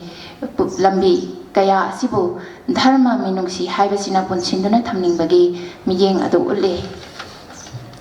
Lairik asida wari macha ama oina chung phiran charaba apaba singda akanma sapu piba ngamba wari macha singde ayuki singarai amam angan kai macha chaunaba yoksi kangla karbar amadi babu kala babu na chingba wari singa sini ai bagi amam angan haiba wari asi thoyokna icham chamna phajaraba wari macha ni haiba yai mamangai dagi channabi thajanabi oina laglaba andabi swas ki shaktam sing aduga minungsi haiba thawai panbu pulliba mari asiga anigi muknarapani wari macha sida yeling tharapa yenau amakhakta aibana wari gi miyeng asi thamlagi wari macha sida aran ma thajanabi amanba wakhalonbu aikhoi gi nupi haiba charitra sida bansilai hanagi amanba thajanabi bu yaningdaba minungsi bu chena thajaba magi saktamda nupi asigi mapuroi babu puthoraktana ulle asumna aibana mayoknaba saktam ani sagatuna bhabna saba aran ma thajanabida thajabagi kanadaba singadu ulli pikraba thaudok maja si apaba singda sangsangna uhanduna wari gi mahawasi sabjana piri haiduna thamjage ayibagi ani suba wari maja gi lairi malika mama haibasidasu ayibagi tongan tongan mamiyeng kaya samaj gi asoiba amotba lamchat kai tharaklaba khunai gi masak asi amadi lona laikhraba thamoi gi mapau kaya saitharai ai bagi malika mama haiba lairik asidasu ai bagi wari macha kun ma thoi yauri wari sing adodi mi paijari ba charang meratha gi ukabi riksha gi pokhai khraba tayar bamula dabi lechil gi dolai itai masida amasung sati draupadi nomai bungi ibudau mirel sangi mamangda ganatantra gi lainam rom gi violin thong nam bonbi sagai maital khoiji khagi mihun umai bi thabak hapa ngak nonjaki nongpok thong ningthau ama praja ama amasung gada ama malika mama amadi malangba isu kaidaude asina jingbane wari macha gi minthol su oiriba malika mama hairiba wari macha asi masa marom do mapung phajaraba wari macha amani masida macha nupi malika bu chaunaba samaj gi singnaba kaya thawna laina mayong nadana punsibu cheksinna yengjarapi chandani gi lamchat yeglai samaj da chanariba sakti baibana aton babu namtharakpa chapkhairapa achumaran laitana angamba kharana makhutta khulai baiduna wayelakpa madugi awaba chaina khangdibi maraibak thirabai nupi oibi singi punsi chandani da punsinduna yeglai nakal amaromda mapuroiba syamna laikhidrabada mahaku mihat thina hat khrabada syamni maruk nabana achumba langla langjin thiduna laman khumlubadagi angamba singi thawin sinna punsida mirot oina wana lenkhibagi warini asumna samajda achumarangi waye lairaktaba maduna kana kana da chaithing pibage haibadu wari macha sida mayek sengna ulle mi paijari ba charang haiba wari macha sidana dingjen manadaba tongan tongan balup singi kumpura ba ware phire thabak oina pakthoklaroi daba kayabu symbolize tawduna aibana pusilai pat amatada chaktamina duna hingminariba kanglup jiba kayagi tongan tongan ba warep sing aduna lamdam asigi laiminariba wakhalon manadaba tongan tongan ba lup kanglup kayabu symbolize tawri aikhoina samaj asida karamba mawong amada punsi asi hinglibage haibadu changyeng oina aibana wari macha sing da unnanaba honai aibagi mi paijariba charang riksha gi pokhai khraba tayar dabina chingba wari sing asida asigumba hiram sing asibu konsinaba honarai nakal amaromdana miyoi bagi laibakta tamliba sakhangdaba nongdam khol ꯄꯨꯟꯁꯤꯅ ꯐꯅ ꯍꯣꯠꯅꯗꯨꯅꯁꯨ ꯅꯥꯊꯩꯕ ꯌꯥꯗ꯭ꯔꯕ ꯂꯥꯏꯕꯛꯀꯤ ꯅꯣꯡꯗꯝ ꯑꯗꯨ ꯃꯦꯔꯥ ꯊꯥꯒꯤ ꯎꯀꯥꯕꯤ ꯅꯣꯡꯃꯩꯕꯨꯡꯒꯤ ꯏꯕꯨꯙꯧ ꯔꯣꯝꯒꯤ ꯚꯥꯏꯑꯣꯂꯤꯟ ꯃꯤꯔꯦꯟ ꯁꯪꯒꯤ ꯃꯃꯥꯡꯗ ꯑꯃꯗꯤ ꯈꯣꯏꯖꯤ ꯈꯥꯒꯤ ꯃꯤꯍꯨꯟ ꯑꯁꯤꯅꯆꯤꯡꯕ ꯋꯥꯔꯤ ꯃꯆꯥꯁꯤꯡ ꯑꯁꯤꯗ ꯎꯠꯂꯤ ꯑꯏꯕꯒꯤ ꯅꯤꯡꯊꯧ ꯑꯃ ꯄ꯭ꯔꯖꯥ ꯑꯃ ꯑꯃꯁꯨꯡ ꯒꯙꯥ ꯑꯃ ꯍꯥꯏꯕꯁꯤꯗ ꯂꯩꯕꯥꯛ ꯑꯁꯤꯒꯤ ꯆꯠꯅꯔꯤꯕ ꯀꯥꯡꯈꯣꯡ ꯆꯥꯏꯔꯕ ꯑꯥꯏꯟꯒꯤ ꯁꯛꯇꯝ ꯑꯗꯨ ꯎꯠꯂꯤ ꯋꯥꯔꯤ ꯃꯆꯥꯁꯤꯗꯒꯤ ꯃꯇꯥꯡ ꯑꯃꯇꯪ ꯂꯧꯈꯠꯆꯒꯦ ꯀꯣꯠ ꯑꯥꯏꯟ ꯆꯦꯠꯇꯕ ꯂꯝꯗ ꯃꯤ ꯈꯨꯗꯤꯡꯒꯤ ꯑꯆꯦꯠꯄ ꯂꯅꯥꯏ ꯑꯥꯏꯟ ꯆꯣꯡꯊꯣꯔꯛꯏ ꯅꯤꯡꯊꯧꯒꯤꯁꯨ ꯑꯥꯏꯟ ꯑꯃ ꯄ꯭ꯔꯖꯥ ꯈꯨꯗꯤꯡꯒꯤꯁꯨ ꯑꯥꯏꯟ ꯑꯃ ꯁꯥ ꯉꯥ ꯎꯆꯦꯛꯁꯤꯡꯒꯤꯁꯨ ꯑꯥꯏꯟ ꯑꯃ ꯃꯥꯅ ꯅꯤꯡꯕ ꯑꯗꯨꯗ ꯇꯧꯅꯩ ꯑꯁꯨꯝꯅ ꯑꯆꯦꯠꯄ ꯅꯤꯌꯝ ꯂꯩꯇ꯭ꯔꯕ ꯂꯩꯕꯥꯛ ꯑꯃꯒꯤ ꯃꯥꯡꯊꯔꯛꯄ ꯃꯁꯛ ꯑꯗꯨꯕꯨ ꯑꯏꯕꯅ ꯑꯁꯨꯝꯅ ꯐꯣꯡꯗꯣꯛꯂꯤ ꯑꯍꯧꯕ ꯑꯃꯁꯨꯡ ꯑꯔꯣꯏꯕ ꯁꯦꯜꯒꯤ ꯃꯌꯥꯏꯗ ꯄꯨꯝꯇꯥꯎ ꯇꯥꯎꯈꯤ ꯁꯦꯜ ꯐꯪꯕ ꯉꯝꯗ꯭ꯔꯒꯅ ꯊꯥꯡꯒꯤ ꯅꯣꯡꯃꯩꯒꯤ ꯑꯃꯁꯨꯡ ꯕꯣꯝꯒꯤ ꯃꯇꯦꯡ ꯂꯧꯗꯨꯅ ꯇꯥꯟꯗꯞ ꯖꯒꯣꯏꯒꯤ ꯃꯇꯧ ꯇꯝꯗꯨꯅ ꯂꯩꯔꯛ ꯀꯣꯟꯁꯥꯡ ꯁꯣꯔꯣꯛ ꯂꯝꯄꯥꯛ ꯄꯨꯝꯅꯃꯛꯇ ꯇꯠꯇꯅ ꯏꯒꯤ ꯂꯧꯈꯣꯡ ꯆꯦꯜꯍꯜꯂꯤ ꯑꯟꯀꯣꯠ ꯑꯁꯨꯝꯅ ꯂꯨꯆꯤꯡꯕꯅ ꯁꯣꯏꯔꯕ ꯑꯥꯏꯟ ꯂꯩꯇ꯭ꯔꯕ ꯂꯩꯕꯥꯛ ꯑꯃꯒꯤ ꯀꯥꯡꯈꯣꯡ ꯆꯥꯏꯕ ꯁꯛꯇꯝ ꯑꯃ ꯋꯥꯔꯤ ꯃꯆꯥ ꯑꯁꯤꯗ ꯎꯠꯂꯤ ꯃꯁꯤꯃꯛ ꯃꯇꯝ ꯑꯗꯨꯒꯤ ꯁꯃꯥꯖꯒꯤ ꯑꯁꯦꯡꯕ ꯃꯃꯤ ꯑꯗꯨ ꯁꯥꯍꯤꯇ꯭ꯌꯗ ꯃꯃꯤ ꯇꯥꯔꯛꯄꯅꯤ ꯍꯥꯏꯗꯨꯅ ꯊꯝꯖꯒꯦ ꯑꯁꯨꯝꯅ ꯑꯏꯕꯒꯤ ꯋꯥꯔꯤ ꯃꯆꯥꯒꯤ ꯂꯥꯏꯔꯤꯛ ꯑꯅꯤ ꯃꯌꯥꯏ ꯀꯥꯔꯕ ꯁꯥꯃꯨ ꯑꯃꯗꯤ ꯃꯥꯂꯤꯀꯥ ꯃꯃꯥ ꯑꯅꯤ ꯑꯁꯤꯗ ꯁꯃꯥꯖꯀꯤ ꯑꯃꯣꯠꯄ ꯀꯥꯏꯊꯔꯛꯂꯤꯕ ꯐꯤꯕꯝ ꯂꯝꯆꯠ ꯃꯥꯡꯊꯔꯛꯄ ꯅꯤꯡꯕ ꯀꯥꯏꯗꯨꯅ ꯅꯨꯡꯄꯥꯟ ꯑꯅꯤ ꯆꯤꯡꯈꯥꯏꯅꯔꯛꯄꯒꯤ ꯁꯛꯇꯝ ꯀꯌꯥ ꯃꯌꯦꯛ ꯁꯦꯡꯅ ꯎꯠꯂꯛꯏ ꯋꯥꯔꯤ ꯃꯆꯥꯒꯤ ꯄꯟꯈꯩꯅꯨꯡꯗ ꯁꯃꯥꯖꯒꯤ ꯁꯃꯁ꯭ꯌꯥ ꯀꯌꯥ ꯑꯁꯤ ꯌꯦꯛꯅꯕ ꯍꯣꯠꯅꯔꯛꯄꯗ ꯑꯏꯕꯅ ꯁꯤꯝꯕꯣꯜ ꯀꯌꯥ ꯄꯨꯁꯤꯜꯂꯛꯏ ꯑꯦꯂꯦꯒꯣꯔꯤꯀꯦꯜ ꯑꯣꯏꯕ ꯃꯌꯦꯛ ꯁꯤꯖꯤꯟꯅꯗꯨꯅ ꯑꯄꯥꯕꯁꯤꯡꯕꯨ ꯍꯟꯅ ꯋꯥꯈꯜꯒꯤ ꯑꯔꯨꯕ ꯏꯔꯦꯟ ꯑꯃꯗ ꯄꯨꯊꯔꯛꯏ ꯑꯏꯕꯒꯤ ꯋꯥꯔꯤ ꯃꯆꯥꯁꯤꯡ ꯑꯁꯤꯅ ꯑꯆꯝꯕ ꯇꯔꯨꯕ ꯂꯣꯟꯗꯥ ꯑꯣꯏꯔꯒꯁꯨ ꯃꯅꯨꯡ ꯃꯄꯥꯟ ꯅꯥꯏꯕ ꯋꯥꯈꯜꯒꯤ ꯂꯪꯖꯤꯜ ꯀꯌా ꯆꯤꯡꯊꯣꯔꯛꯏ ꯑꯏꯕꯒꯤ ꯂꯣꯟꯗꯥꯗ ꯁꯩꯔꯦꯡꯒꯤ ꯁꯨꯔ ꯁꯟꯗ ꯂꯣꯏꯅꯗꯨꯅ ꯆꯠꯄꯒꯤ ꯃꯇꯧ ꯑꯗꯨ ꯎꯏ ꯑꯏꯕꯒꯤ ꯋꯥꯔꯤ ꯄꯔꯤꯡ ꯑꯃꯗꯤ ꯋꯥꯔꯤꯒꯤ ꯃꯤꯡꯊꯣꯜꯅꯆꯤꯡꯕ ꯄꯤꯕꯗ ꯁꯤꯝꯕꯣꯜ ꯑꯣꯏꯅ ꯄꯤꯕ ꯐꯣꯛꯀꯤ ꯑꯣꯏꯕ ꯑꯦꯂꯤꯃꯦꯟꯁꯤꯡ ꯁꯤꯖꯤꯟꯅꯔꯛꯄꯒꯤ ꯃꯁꯛꯁꯨ ꯎꯕ ꯐꯪꯏ ꯈꯨꯗꯝ ꯑꯣꯏꯅ ꯀꯩ ꯃꯆꯥ ꯆꯥꯎꯅꯕ ꯌꯣꯛꯁꯤ ꯑꯗꯨꯒ ꯃꯥꯂꯪꯕ ꯑꯩꯁꯨ ꯀꯩꯗꯧꯗꯦ ꯑꯁꯤꯅꯆꯤꯡꯕ ꯄꯟꯕ ꯌꯥꯏ ꯋꯥꯔꯤ ꯈꯔꯗꯤ ꯑꯏꯕꯅ ꯌꯥꯝꯅ ꯑꯇꯦꯟꯕ ꯆꯥꯡꯌꯦꯡꯒꯤ ꯃꯑꯣꯡ ꯑꯣꯏꯅ ꯄꯨꯊꯣꯔꯛꯄꯅ ꯑꯄꯥꯕꯁꯤꯡꯕꯨ ꯋꯥꯈꯜꯒꯤ ꯂꯨꯔꯕ ꯏꯔꯦꯟꯅꯨꯡꯗ ꯄꯨꯁꯤꯟꯕꯒꯤ ꯃꯇꯧꯁꯨ ꯊꯦꯡꯅꯗꯕ ꯅꯠꯇꯦ ꯑꯏꯕꯒꯤ ꯋꯥꯔꯤꯗ ꯑꯄꯥꯕꯁꯤꯡꯕꯨ ꯍꯟꯅ ꯋꯥꯈꯜ ꯈꯜꯍꯟꯕ ꯂꯪꯂꯥ ꯂꯪꯖꯤꯟ ꯊꯤꯅꯤꯡꯕꯒꯤ ꯏꯈꯧ ꯂꯥꯡꯕ ꯑꯗꯨꯗꯤ ꯐꯥꯎꯍꯜꯂꯤ ꯑꯏꯕꯒꯤ ꯋꯥꯔꯤ ꯃꯆꯥꯁꯤꯡꯒꯤ ꯃꯇꯥꯡꯗ ꯃꯥꯂꯤꯀꯥ ꯃꯃꯥ ꯍꯥꯏꯕ ꯂꯥꯏꯔꯤꯛ ꯑꯁꯤꯒꯤ ꯋꯥꯍꯧꯗꯣꯛ ꯁꯛꯇꯥ ꯋꯥꯔꯣꯜ ꯄꯤꯕ ꯃꯇꯝꯗ ꯑꯐꯣꯡꯕꯅ ꯑꯁꯨꯝꯅ ꯊꯝꯕꯤꯔꯝꯃꯤ ꯀꯣꯠ ꯋꯥꯔꯤ ꯃꯆꯥꯁꯤꯡ ꯑꯁꯤꯗ ꯁꯩꯔꯦꯡꯒꯤ ꯁꯨꯔ ꯑꯃꯁꯨꯡ ꯔꯁ ꯍꯥꯞꯅꯕ ꯂꯥꯡꯅꯔꯤ ꯈꯨꯠꯏꯁꯤꯡ ꯂꯩꯊꯣꯛ ꯂꯩꯁꯤꯜꯂꯤ ꯇꯦꯟꯍꯜꯂꯤ ꯑꯃꯁꯨꯡ ꯊꯨꯅ ꯂꯥꯛꯁꯤꯟꯍꯜꯂꯤ ꯑꯀꯛꯅꯕ ꯃꯤꯠꯐꯝꯒ ꯂꯣꯏꯅꯅ ꯃꯤꯠ ꯈꯨꯀꯨꯞ ꯑꯃꯒꯤ ꯅꯨꯡꯒꯤ ꯏꯪꯒꯤꯠ ꯐꯣꯡꯗꯣꯛꯂꯤ ꯀꯥꯎꯉꯝꯗ꯭ꯔꯕ ꯎꯈ꯭ꯔꯕ ꯊꯧꯗꯣꯛꯀꯤ ꯁꯛꯇꯝ ꯂꯥꯛꯁꯤꯜꯂꯤ ꯃꯤꯀꯨꯞ ꯑꯃꯒꯤ ꯅꯤꯡꯁꯤꯡ ꯈꯨꯗꯝ ꯃꯣꯅꯨꯃꯦꯟ ꯅꯠꯇ꯭ꯔꯒ ꯅꯣꯡꯊꯥꯡꯒꯤ ꯃꯁꯦꯛ ꯌꯥꯎꯔꯤ ꯂꯣꯏꯅꯅ ꯑꯆꯦꯠꯄ ꯑꯔꯣꯟꯕ ꯃꯆꯦꯠ ꯐꯨꯝꯂꯤ ꯑꯊꯧꯕ ꯃꯃꯨ ꯃꯆꯤꯗ ꯌꯥꯎꯔꯤ ꯂꯝꯖꯦꯟ ꯃꯇꯦꯛ ꯌꯥꯡꯅ ꯆꯦꯜꯂꯤ ꯑꯃꯝꯕ ꯀꯥꯆꯤꯟ ꯑꯃꯗ ꯉꯥꯏꯍꯥꯛꯇꯪ ꯃꯩ ꯊꯥꯡꯒꯠꯂꯤ ꯑꯗꯨꯒ ꯐꯠ ꯆꯠꯈꯤ ꯄꯥꯎꯈꯨꯝꯒꯤ ꯃꯍꯨꯠꯇ ꯋꯥꯍꯪꯂꯣꯝꯗ ꯇꯥꯛꯄꯒꯤ ꯃꯍꯨꯠꯇ ꯎꯠꯄꯔꯣꯝꯗ ꯆꯪꯁꯤꯜꯂꯤ ꯑꯟꯀꯣꯠ ꯇꯁꯦꯡꯅꯃꯛ ꯑꯏꯕꯒꯤ ꯋꯥꯔꯤ ꯃꯆꯥꯁꯤꯡ ꯑꯁꯤ ꯏꯍꯥꯟ ꯍꯥꯟꯅ ꯄꯥꯕ ꯃꯇꯝꯗ ꯑꯩꯈꯣꯏꯅ ꯁꯤꯝꯕꯣꯜ ꯑꯗꯨꯒ ꯇꯣꯉꯥꯟꯕ ꯑꯦꯂꯦꯒꯣꯔꯤ ꯃꯌꯥꯝ ꯑꯃ ꯁꯤꯖꯤꯟꯅꯕꯅꯤꯅ ꯑꯩꯈꯣꯏꯅ ꯍꯦꯛ パꯕ ꯃꯇꯝꯗ ꯃꯄꯥꯟ ꯊꯣꯡꯗ ꯎꯔꯤꯕ ꯁꯛ ꯑꯗꯨꯒ ꯇꯣꯉꯥꯟꯕ ꯃꯅꯨꯡꯒꯤ ꯑꯣꯏꯕ ꯋꯥꯉꯧꯔꯣꯟ ꯀꯌꯥ ꯑꯃ ꯃꯔꯣꯟ ꯅꯥꯏꯅ ꯌꯥꯎꯕꯁꯤ ꯑꯏꯕꯒꯤ ꯋꯥꯔꯤ ꯃꯆꯥꯁꯤꯡꯗ ꯊꯦꯡꯅꯖꯩ ꯑꯏꯕꯒꯤ ꯋꯥꯔꯤ ꯃꯆꯥꯁꯤꯡ ꯑꯁꯤ ꯑꯅꯧꯕ ꯃꯤꯑꯣꯏꯕꯒꯤ ꯅꯨꯡꯒꯤ ꯑꯣꯏꯕ ꯚꯦꯂꯨꯁꯤꯡ ꯑꯗꯨ ꯊꯤꯅꯅꯕ ꯎꯠꯅꯅꯕ ꯍꯣꯠꯅꯕꯅꯤ ꯑꯏꯕꯒꯤ ꯈꯨꯠꯏꯗ ꯁꯤꯝꯕꯣꯜ ꯑꯃꯗꯤ ꯑꯅꯧꯕ ꯇꯦꯛꯅꯤꯛ ꯑꯣꯏꯅ ꯃꯪꯂꯩꯕꯥꯛꯀꯤ ꯑꯣꯏꯕ ꯀꯜꯄꯅꯥꯅ ꯁꯥꯒꯠꯆꯕ ꯐꯦꯟꯇꯥꯁꯤꯒꯤ ꯑꯣꯏꯕ ꯃꯇꯧ ꯀꯌꯥꯁꯨ ꯌꯥꯎꯔꯤ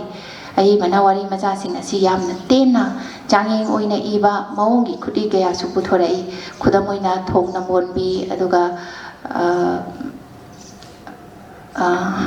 ꯊꯣꯡ ꯅꯝꯕꯣꯟꯕꯤ ꯑꯗꯨꯝ ꯈꯨꯗꯝ ꯑꯣꯏꯅ ꯂꯧꯈꯠꯄ ꯌꯥꯕ ꯌꯥꯝꯅ ꯑꯇꯦꯟꯕ ꯋꯥꯔꯤ ꯃꯆꯥꯁꯤꯡꯒꯤ ꯃꯅꯨꯡꯗ ꯑꯃꯅꯤ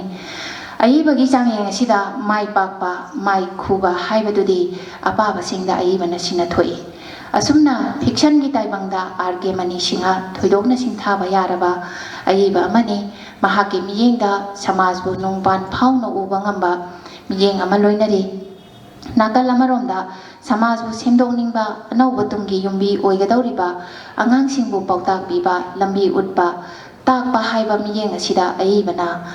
ꯂꯥꯏꯔꯤꯛ ꯑꯅꯤꯈꯛꯁꯨ ꯈꯨꯗꯣꯜ ꯇꯝꯕꯤꯔꯝꯃꯤ ꯃꯗꯨꯗꯤ ꯋꯥꯔꯤ ꯂꯤ ꯈꯣꯡꯒꯨꯜ ꯂꯤ ꯑꯍꯥꯟꯕ ꯁꯔꯨꯛ ꯑꯃꯗꯤ ꯋꯥꯔꯤ ꯂꯤ ꯈꯣꯡꯒꯨꯜ ꯂꯤ ꯑꯅꯤꯁꯨꯕ ꯁꯔꯨꯛ ꯑꯁꯤꯅꯤ ꯂꯥꯏꯔꯤꯛ ꯑꯅꯤ ꯑꯁꯤꯗ ꯑꯏꯕꯅ ꯂꯥꯏꯔꯤꯛ ꯑꯅꯤ ꯑꯁꯤꯗ ꯌꯥꯎꯔꯤꯕ ꯋꯥꯔꯤ ꯃꯆꯥ 101 ꯑꯁꯤ ꯑꯏꯕꯅ ꯒ꯭ꯔꯤꯁꯀꯤ ꯑꯦꯁꯣꯞꯀꯤ ꯐꯦꯕꯜꯁꯤꯡꯗꯒꯤ ꯂꯝꯗꯝ ꯑꯁꯤꯒꯤ ꯑꯉꯥꯡꯁꯤꯡꯅ ꯄꯥꯕꯗ ꯈꯨꯂꯣꯏꯅꯕ ꯃꯑꯣꯡꯗ ꯑꯔꯥꯏꯕ ꯂꯣꯟꯗ ꯁꯤꯖꯤꯟꯅꯗꯨꯅ ꯏꯊꯣꯔꯛꯄꯅꯤ ꯋꯥꯔꯤꯁꯤꯡ ꯑꯁꯤꯗ ꯑꯏꯕꯅ ꯎꯄꯥꯜ ꯋꯥꯄꯥꯜ ꯁꯥ ꯉꯥ ꯄꯣꯠꯂꯝ ꯆꯩꯔꯝ ꯀꯌꯥ ꯑꯁꯤꯅ ꯃꯤꯑꯣꯏꯕꯒꯤ ꯃꯍꯨꯠ ꯁꯤꯟꯕ ꯁꯤꯝꯕꯣꯜ ꯑꯣꯏꯅ ꯁꯤꯖꯤꯟꯅꯗꯨꯅ ꯋꯥꯔꯤꯁꯤꯡ ꯑꯁꯤ ꯂꯤꯊꯔꯛꯏ ꯂꯥꯏꯔꯤꯛ ꯑꯅꯤꯃꯛꯇ ꯄꯥꯎꯔꯧ ꯄꯥꯎꯇꯥꯛ ꯀꯌꯥ ꯊꯟꯅ ꯌꯥꯎꯔꯤ ꯈꯨꯗꯝ ꯑꯣꯏꯅ ꯍꯥꯏꯔꯕꯗ ꯏꯁꯥꯒꯤ ꯑꯣꯏꯗꯕ ꯄꯣꯠꯂꯝꯗ ꯍꯦꯟꯅ ꯄꯥꯝꯕ ꯀꯔꯥꯝꯕ ꯃꯤꯀꯥꯕ ꯍꯥꯏꯕꯁꯤ ꯐꯠꯇꯦ ꯍꯥꯏꯕꯁꯤ ꯑꯉꯥꯡ ꯑꯃꯁꯨꯡ ꯂꯩꯕꯥꯛ ꯍꯋꯥꯏ ꯍꯌꯤꯡ ꯑꯃꯁꯨꯡ ꯈꯣꯏꯍꯤ ꯆꯐꯨ ꯑꯁꯤꯅꯆꯤꯡꯕ ꯋꯥꯔꯤ ꯃꯆꯥꯁꯤꯡ ꯑꯁꯤꯗ ꯎꯠꯂꯤ ꯂꯣꯏꯅꯅ ꯅꯣꯡꯁꯥꯒꯤ ꯔꯥꯖ꯭ꯌ ꯂꯪꯐꯩ ꯆꯠꯄ ꯑꯃꯁꯨꯡ ꯃꯥꯒꯤ ꯍꯨꯏ ꯅꯣꯡꯁꯥ ꯑꯃꯣꯝꯅꯆꯤꯡꯕ ꯋꯥꯔꯤ ꯃꯆꯥꯁꯤꯡ ꯑꯁꯤꯗ ꯂꯝꯆꯠ ꯁꯦꯝꯗꯣꯛꯅꯕ ꯄꯥꯎꯇꯥꯛ ꯀꯌꯥ ꯍꯛꯊꯦꯡꯅꯅ ꯄꯤꯔꯤ ꯂꯣꯏꯅꯅ ꯃꯤꯒꯤ ꯑꯣꯏꯅ ꯏꯁꯣꯔꯅ ꯄꯤꯔꯛꯄ ꯃꯒꯨꯟ ꯃꯅꯥꯠ ꯑꯗꯨꯗ ꯄꯦꯟꯊꯣꯛꯇꯨꯅ ꯃꯗꯨꯕꯨ ꯉꯥꯛꯇꯨꯅ ꯍꯤꯡꯒꯗꯕꯅꯤ ꯍꯥꯏꯕ ꯇꯥꯛꯄ ꯋꯥꯔꯤꯗ ꯀ꯭ꯋꯥꯛ ꯑꯃꯁꯨꯡ ꯀꯥꯡꯉꯥ ꯒꯙꯥ ꯑꯃꯁꯨꯡ ꯍꯔꯥꯎꯅꯆꯤꯡꯕ ꯋꯥꯔꯤ ꯂꯧꯈꯠꯄ ꯌꯥꯏ ꯑꯄꯪꯕ ꯑꯃꯗꯤ ꯃꯥꯏ ꯊꯛꯄꯅ ꯄꯨꯟꯁꯤꯗ ꯃꯥꯡꯅꯅꯕ ꯃꯔꯝ ꯑꯣꯏ ꯍꯥꯏꯕ ꯇꯥꯛꯂꯤꯕ ꯋꯥꯔꯤꯁꯤꯡꯒꯤ ꯃꯅꯨꯡꯗ ꯏꯈꯧ ꯂꯥꯡꯂꯕ ꯈꯨꯅꯨ ꯈꯨꯗꯝ ꯑꯣꯏꯅ ꯂꯧꯈꯠꯄ ꯌꯥꯏ ꯇꯥꯏꯕꯪꯗ ꯐꯠꯇꯕ ꯃꯤꯗꯤ ꯑꯗꯨꯃꯛ ꯁꯦꯝꯗꯣꯛꯄ ꯌꯥꯗꯦ ꯇꯥꯛꯄ ꯋꯥꯔꯤꯗꯅ ꯂꯧꯔꯥꯡ ꯁꯨꯕ ꯑꯃꯁꯨꯡ ꯂꯤꯟ ꯍꯥꯏꯔꯤꯕ ꯑꯁꯤ ꯂꯧꯈꯠꯄ ꯌꯥꯏ ꯏꯆꯝ ꯆꯝꯅ ꯑꯉꯥꯡꯁꯤꯡꯕꯨ ꯅꯣꯛꯅꯅꯕ ꯏꯕ ꯋꯥꯔꯤꯗ ꯉꯥ ꯐꯥꯕꯒꯤ ꯕꯥꯁꯤ ꯈꯣꯟꯖꯦꯜ ꯁꯟ ꯂꯥꯕ ꯑꯃꯁꯨꯡ ꯎꯒꯤ ꯙꯣꯔꯥ ꯄꯟꯕ ꯌꯥꯕ ꯋꯥꯔꯤꯁꯤꯡꯅꯤ ꯊꯝꯖꯔꯤꯕ ꯑꯁꯨꯝꯅ ꯔꯥꯖꯀꯨꯃꯥꯔ ꯃꯅꯤ ꯁꯤꯡꯍ ꯊꯣꯏꯗꯣꯛꯅ ꯋꯥꯈꯜ ꯃꯤꯠꯌꯦꯡ ꯊꯧꯔꯕ ꯇꯨꯡꯒꯤ ꯃꯤꯔꯣꯜꯕꯨ ꯑꯐꯕ ꯑꯆꯨꯝꯕ ꯂꯝꯕꯤꯗ ꯂꯝꯖꯤꯡꯂꯤꯕ ꯑꯗꯨꯒ ꯍꯦꯟꯅ ꯑꯐꯕ ꯂꯝꯕꯤ ꯑꯃꯗ ꯄꯨꯔꯛꯄ ꯄꯥꯝꯖꯈꯤꯕ ꯁꯛꯅꯥꯏꯔꯕ ꯐꯤꯛꯁꯟ ꯔꯥꯏꯇꯔ ꯑꯃꯅꯤ ꯍꯥꯏꯕꯗ ꯍꯥꯏꯃꯟꯕ ꯊꯣꯛꯂꯔꯣꯏ ꯍꯥꯏꯕ ꯋꯥꯍꯩ ꯈꯔꯁꯤ ꯊꯝꯖꯔꯒ ꯑꯩꯒꯤ ꯄꯦꯄꯔ ꯑꯁꯤ ꯃꯇꯥꯡ ꯑꯁꯤꯗ ꯂꯣꯏꯁꯤꯟꯖꯔꯤ ꯍꯧꯖꯤꯛ ꯀꯣꯟꯗꯣꯡꯖꯝ ꯕꯤꯖꯂꯇꯥꯅ ꯑꯩꯈꯣꯏꯒꯤ ꯋꯥꯔꯤꯁꯤꯡꯁꯦ ꯑꯉꯛꯄ ꯐꯪꯅ ꯅꯩꯅꯈ꯭ꯔꯦ ꯋꯥꯔꯤ ꯈꯨꯃꯥꯊꯣꯏꯁꯤ ꯃꯜꯂꯤꯀꯥ ꯃꯃꯥꯗꯅ ꯑꯗꯨꯒ ꯃꯌꯥꯏ ꯀꯥꯔꯕ ꯁꯃꯨꯁꯤ ꯌꯥꯝꯅ ꯃꯥ ꯍꯥꯏꯔꯤꯁꯤ ꯌꯥꯝꯅ ꯃꯥꯒꯤꯁꯤ ꯑꯃꯨꯛ ꯄꯥꯕꯗ ꯈꯪꯉꯣꯏ R.K. ꯃꯅꯤꯒꯤ ꯃꯅꯨꯡꯗ ꯂꯩꯔꯣꯜ ꯆꯟꯗꯅ ꯌꯥꯝꯅ ꯃꯨꯟꯅ ꯌꯦꯡꯕ ꯆꯪꯉꯤ ꯑꯗꯨ ꯍꯥꯏꯅ ꯍꯥꯏꯈ꯭ꯔꯦ ꯑꯗꯨ ꯃꯌꯥꯝ ꯄꯥꯕꯤꯌꯨ ꯑꯗꯨ ꯃꯇꯝꯅꯒ ꯊꯦꯡꯖꯤꯜꯂꯛꯄꯅꯤ나 ꯃꯊꯪ ꯑꯁꯤꯗ ꯑꯩꯈꯣꯏꯒꯤ R.K. Money as a translator ꯍꯥꯏꯕꯁꯤ ꯑꯩꯈꯣꯏ ꯀꯣꯟꯖꯦꯡꯕꯝ ꯃꯤꯅꯀꯦꯇꯟꯅ ꯄꯥꯅꯕ ꯀꯧꯁꯟꯖꯔꯤ ꯈꯔ ꯇꯦꯟꯅꯕ ꯏꯕꯨꯡꯉꯣ ꯅꯨꯃꯤꯠ ꯇꯥꯗꯈ꯭ꯔꯦꯅꯦ ꯗ ꯀꯜꯆꯔꯦꯜ ꯐꯣꯔꯝ ꯃꯅꯤꯄꯨꯔꯒꯤ ꯃꯄꯣꯛ ꯀꯨꯝꯑꯣꯟ ꯊꯧꯔꯝꯒ ꯃꯔꯤ ꯂꯩꯅꯅ ꯊꯧꯔꯝ ꯄꯥꯡꯊꯣꯛꯄꯒ ꯃꯔꯤ ꯂꯩꯅꯅ ꯉꯁꯤ ꯄꯥꯕꯨꯡ ꯂꯩꯈꯤꯗ꯭ꯔꯕ R.K. ꯃꯅꯤ ꯁꯤꯡꯍꯅ ꯃꯅꯤꯄꯨꯔꯤ ꯁꯥꯍꯤꯇ꯭ꯌꯗ ꯇꯧꯔꯝꯕ ꯈꯨꯗꯣꯜꯁꯤꯡꯒꯤ ꯃꯇꯥꯡꯗ ꯄꯥꯡꯊꯣꯛꯄ ꯂꯤꯇꯔꯦꯔꯤ ꯐꯣꯔꯝ ꯑꯁꯤꯒꯤ ꯃꯣꯗꯔꯦꯇꯔ ꯑꯣꯏꯕꯤꯔꯤꯕ ꯑꯍꯜ ꯏꯕꯨꯡꯉꯣ ꯑꯣꯖꯥ ꯄ꯭ꯔꯣꯐꯦꯁꯔ ꯍꯨꯏꯔꯦꯝ ꯕꯤꯍꯥꯔꯤ ꯁꯤꯡꯍꯕꯨ ꯏꯍꯥꯟ ꯍꯥꯟꯕꯃꯛꯇꯗ ꯏꯀꯥꯏ ꯈꯨꯝꯅꯖꯕ ꯑꯃꯗꯤ ꯅꯣꯂꯨꯛꯆꯕ ꯎꯠꯆꯔꯤ ꯑꯃꯗꯤ ꯃꯥꯡꯗ ꯂꯦꯡꯁꯤꯟꯕꯤꯔꯤꯕ ꯑꯩꯕꯨ ꯈꯨꯠ ꯄꯥꯏꯗꯨꯅ ꯇꯥꯛꯄꯤꯔꯤꯕ ꯑꯩꯒꯤ ꯑꯣꯖꯥ ꯑꯃꯗꯤ ꯑꯩꯕꯨ ꯇꯥꯛꯄꯤꯕ ꯉꯝꯕ ꯑꯣꯖꯥ ꯒꯨꯔꯨ ꯈꯨꯗꯤꯡꯃꯛꯄꯨꯁꯨ ꯏꯀꯥꯏ ꯈꯨꯝꯅꯕ ꯎꯠꯆꯔꯤ ꯂꯣꯏꯅꯅ ꯃꯁꯤꯒꯤ ꯊꯧꯔꯝ ꯑꯁꯤꯕꯨ ꯃꯄꯨꯡ ꯐꯥꯅ ꯅꯣꯒꯤ ꯂꯦꯡꯕꯤꯔꯛꯂꯤꯕ ꯃꯔꯨꯞ ꯃꯄꯥꯡꯁꯤꯡ ꯁꯥꯇ꯭ꯔ ꯅꯍꯥꯔꯣꯟꯁꯤꯡ ꯈꯨꯗꯤꯡꯃꯛꯄꯨꯁꯨ ꯏꯀꯥꯏ ꯈꯨꯝꯅꯕ ꯎꯠꯆꯔꯤ ꯑꯩꯒꯤ ꯉꯁꯤꯒꯤ ꯂꯤꯇꯔꯦꯔꯤ ꯐꯣꯔꯝ ꯑꯁꯤꯒꯤ ꯑꯩꯅ ꯄꯥꯊꯣꯛꯆꯒꯗꯧꯔꯤꯕ ꯄꯦꯄꯔ ꯑꯁꯤ R.K. Mani Singh as a translator ꯍꯟꯗꯣꯛꯂꯣꯏ ꯑꯃ ꯑꯣꯏꯅ R.K. Mani Singh ꯍꯥꯏꯕ ꯍꯤꯔꯝ ꯑꯁꯤꯗꯅꯤ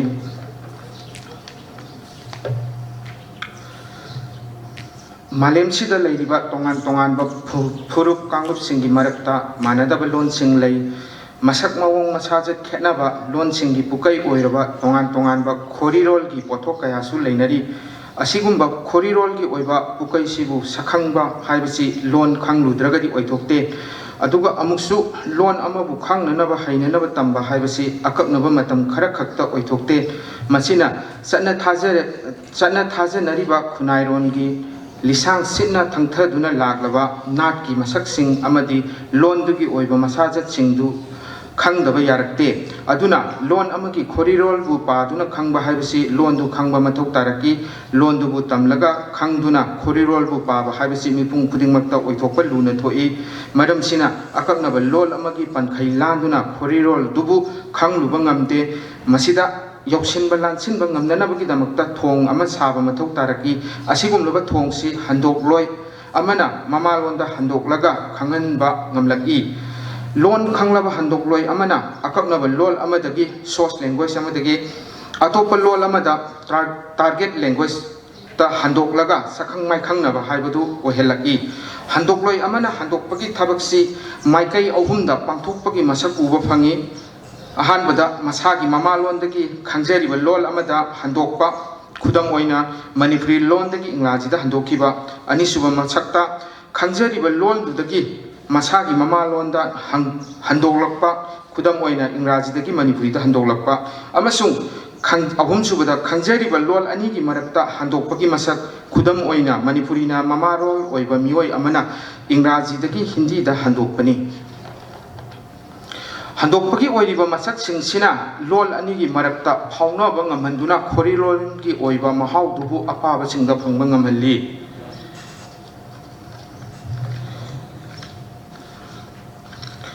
Manipuri Sahitya ki Manipuri Khorirol ki khongchakta hangdokpagi masak asi Sanskrit Bengali londagi handoklakpadagi Manipuri Sahitya ki samjanjagi matik se Manipuri Sahitya ki anauba matamgi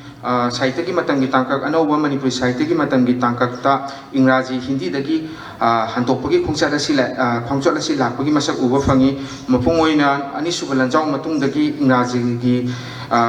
Ingraji dagi handokpagi masak asi mapung phana Manipuri Sahitya ki khorirol itihasta thengnaje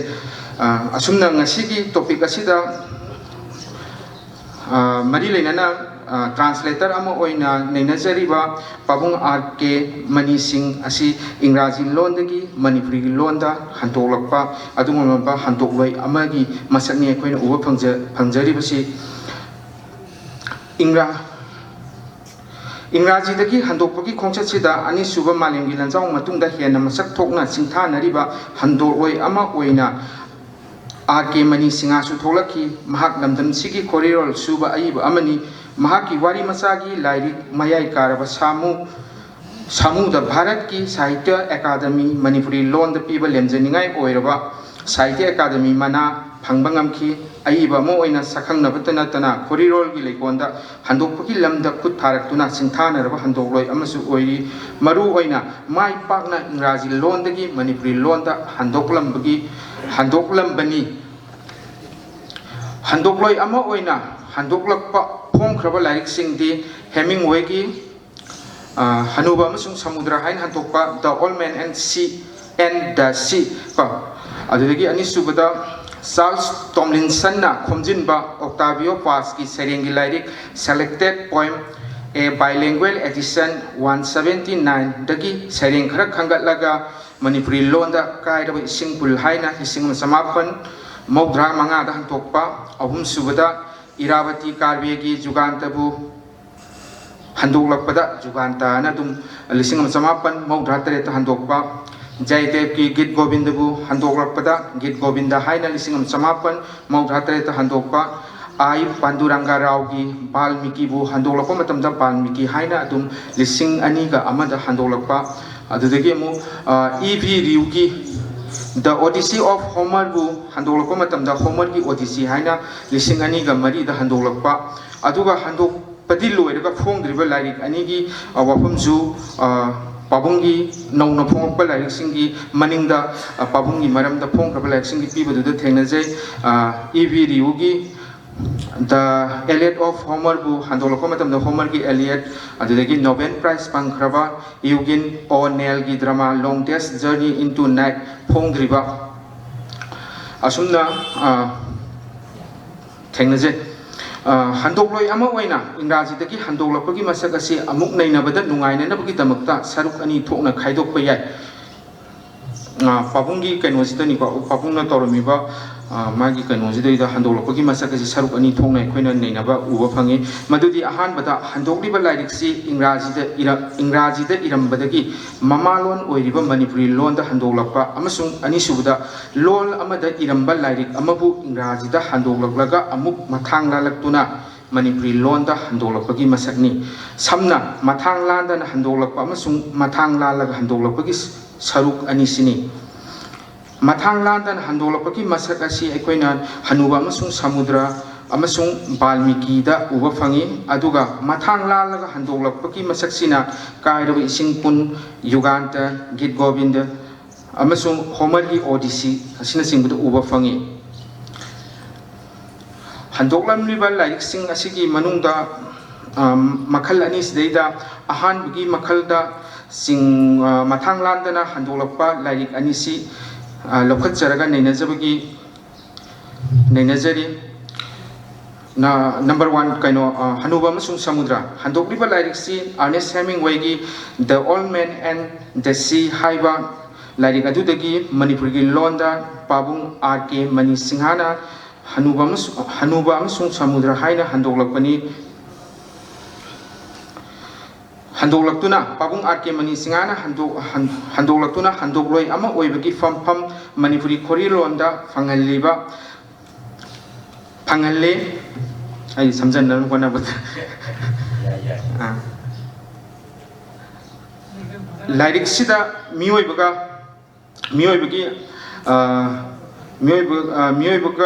ꯅꯦꯆꯔꯒ ꯑꯅꯤꯒꯤ ꯃꯔꯛꯇ ꯂꯣꯏꯅꯥꯏꯗ꯭ꯔꯕ ꯃꯨꯛꯅꯕꯒꯤ ꯃꯁꯛ ꯎꯠꯂꯒ ꯂꯥꯏꯕꯛꯅ ꯅꯥꯊꯩꯕꯤꯔꯕ ꯑꯍꯜ ꯑꯣꯏꯔꯕ ꯁꯥꯟꯇꯤꯌꯥꯒꯣꯅ ꯍꯣꯠꯅꯕ ꯑꯃꯗꯤ ꯈꯥꯡꯕ ꯀꯟꯕꯒꯤ ꯃꯇꯧꯅ ꯊꯥꯖꯕ ꯃꯥꯡꯗ ꯂꯣꯏꯕ ꯅꯥꯏꯗꯅ ꯅꯣꯡꯗꯝꯕꯒ ꯂꯥꯟꯊꯦꯡꯅꯕ ꯃꯇꯧꯗꯨ ꯎꯠꯂꯤ ꯁꯃꯨꯗ꯭ꯔꯗ ꯀꯨꯝꯗꯨꯅ ꯉꯥ ꯐꯥꯕꯅ ꯁꯤꯟꯐꯝ ꯑꯣꯏꯕ ꯑꯍꯜ ꯑꯣꯏꯔꯕ ꯁꯥꯟꯇꯤꯌꯥꯒꯣꯅ ꯅꯨꯃꯤꯠ 44ꯅꯤ ꯉꯥ ꯑꯃꯠꯇ ꯐꯥꯔꯛꯇ꯭ꯔꯕ ꯃꯇꯨꯡ ꯅꯥꯏꯇꯣꯝ ꯍꯤꯅꯥꯎ ꯑꯃꯗ ꯃꯊꯪꯒꯤ ꯅꯨꯃꯤꯠꯇ ꯀꯨꯝꯊꯗꯨꯅ ꯉꯥ ꯐꯥꯕ ꯆꯠꯄꯗ ꯊꯦꯡꯅꯔꯤꯕ ꯊꯧꯗꯣꯛꯇ ꯌꯨꯝꯐꯝ ꯑꯣꯏꯗꯨꯅ ꯋꯥꯔꯤꯒꯤ ꯈꯣꯡꯆꯠ ꯁꯥꯒꯠꯂꯤ ꯁꯃꯨꯗ꯭ꯔꯗ ꯀꯨꯝꯊꯔꯒ ꯉꯥ ꯐꯥꯕꯒꯤ ꯈꯣꯡꯆꯠꯇ ꯊꯦꯡꯅꯔꯤꯕ ꯁꯤꯡꯅꯕ ꯃꯇꯧꯁꯤꯡꯗ ꯃꯨꯛꯅꯔꯗꯨꯅ ꯅꯤꯡꯍꯟꯅꯕ ꯂꯩꯇꯅ ꯈꯨꯗꯣꯡꯊꯤꯕ ꯀꯌꯥꯕꯨ ꯍꯟꯕ ꯂꯩꯇꯅ ꯃꯥꯌꯣꯛꯅꯔꯛꯏ ꯇꯝꯊꯤꯔꯕ ꯁꯥꯛꯁꯤꯡꯒꯤ ꯃꯈ꯭ꯌꯥꯠꯇꯒꯤ ꯈꯣꯏꯗ ꯄꯜꯂꯕ ꯃꯥꯔꯂꯤꯟ ꯍꯥꯏꯕ ꯉꯥ ꯑꯆꯧꯕꯗꯨ ꯀꯟꯅꯅꯕ ꯍꯣꯠꯅꯕꯗ ꯅꯤꯡꯍꯟꯅꯕ ꯂꯩꯇ ꯑꯔꯩꯕ ꯊꯧꯅꯥ ꯁꯤꯖꯤꯟꯅꯕꯗꯨ ꯎꯠꯂꯛꯏ ꯑꯋꯥꯕꯅ ꯊꯜꯂꯕ ꯉꯥ ꯐꯥꯕꯒꯤ ꯈꯣꯡꯆꯠꯁꯤꯗ ꯅꯨꯡꯗ ꯂꯩꯔꯤꯕ ꯃꯨꯛꯅꯕꯒꯤ ꯃꯁꯛꯁꯤꯡ ꯎꯠꯂꯛꯄꯗ ꯃꯔꯤꯛ ꯆꯨꯝꯅ ꯍꯟꯗꯣꯛꯄ ꯉꯝꯕꯒꯤ ꯃꯁꯛ ꯎꯕ ꯐꯪꯉꯤ ꯑꯔꯣꯏꯕ ꯁꯔꯨꯛꯇ ꯑꯍꯜ ꯑꯣꯏꯔꯕ ꯁꯥꯟꯇꯤꯌꯥꯒꯣꯒꯤ ꯑꯣꯏꯔꯤꯕ ꯃꯁꯛ ꯇꯥꯛꯂꯛꯄꯗ ꯃꯈꯥꯒꯤ ꯑꯁꯨꯝꯅ ꯍꯟꯗꯣꯛꯂꯣꯏꯅ ꯍꯟꯗꯣꯛꯂꯤ ꯀꯣꯠ ꯂꯝꯕꯤ ꯃꯊꯛꯂꯣꯝꯗ ꯃꯥꯒꯤ ꯉꯥꯇꯥꯡꯁꯪꯗ ꯍꯅꯨꯕꯗꯨ ꯑꯃꯨꯛ ꯍꯟꯅ ꯇꯨꯝꯂꯤ ꯍꯧꯖꯤꯛꯁꯨ ꯃꯃꯥꯏ ꯎꯞꯁꯤꯜꯂꯒ ꯇꯨꯝꯂꯤ ꯑꯗꯨꯒ ꯅꯨꯄꯥ ꯃꯆꯥꯗꯨꯅ ꯃꯥꯕꯨ ꯌꯦꯡꯂꯗꯨꯅ ꯃꯅꯥꯛꯇ ꯐꯝꯂꯤ ꯍꯅꯨꯕꯗꯨꯅ ꯅꯣꯡꯁꯥꯒꯤ ꯃꯔꯝꯗ ꯃꯪꯈꯤ ꯍꯅꯨꯕ ꯑꯃꯁꯨꯡ ꯁꯃꯨꯗ꯭ꯔ ꯂꯃꯥꯏ 40-11 ꯑꯟꯀꯣꯠ ꯑꯁꯨꯝꯅ ꯍꯟꯕ ꯅꯥꯏꯗ꯭ꯔꯕ ꯑꯅꯧꯕ ꯊꯧꯅꯥ ꯅꯤꯡꯍꯟꯅꯗꯕ ꯃꯇꯧꯗꯨ ꯎꯠꯂꯛꯏ ꯃꯥꯏ ꯄꯥꯛꯂꯕ ꯈꯨꯠꯊꯥꯔꯣꯝꯗ ꯃꯅꯨꯡ ꯍꯟꯖꯤꯟꯕ ꯋꯥꯍꯟꯊꯣꯛ ꯄꯤꯕ ꯉꯝꯕ ꯍꯟꯗꯣꯛꯄꯒꯤ ꯃꯥꯏꯀꯩꯗ ꯆꯪꯁꯤꯟꯕ ꯉꯝꯂꯤ ꯍꯥꯏꯕꯗ ꯃꯇꯥꯡ ꯈꯔꯗ ꯑꯁꯣꯟꯕ ꯂꯩꯔꯝꯂꯕꯁꯨ ꯃꯗꯨꯕꯨ ꯀꯨꯞꯁꯤꯟꯅꯕꯒꯤ ꯃꯔꯝ ꯑꯣꯏꯔꯤ ꯑꯅꯤꯁꯨꯕꯗ ꯕꯥꯜꯃꯤꯀꯤ ꯂꯥꯏꯔꯤꯛꯁꯤ ꯑꯏꯕꯒꯤ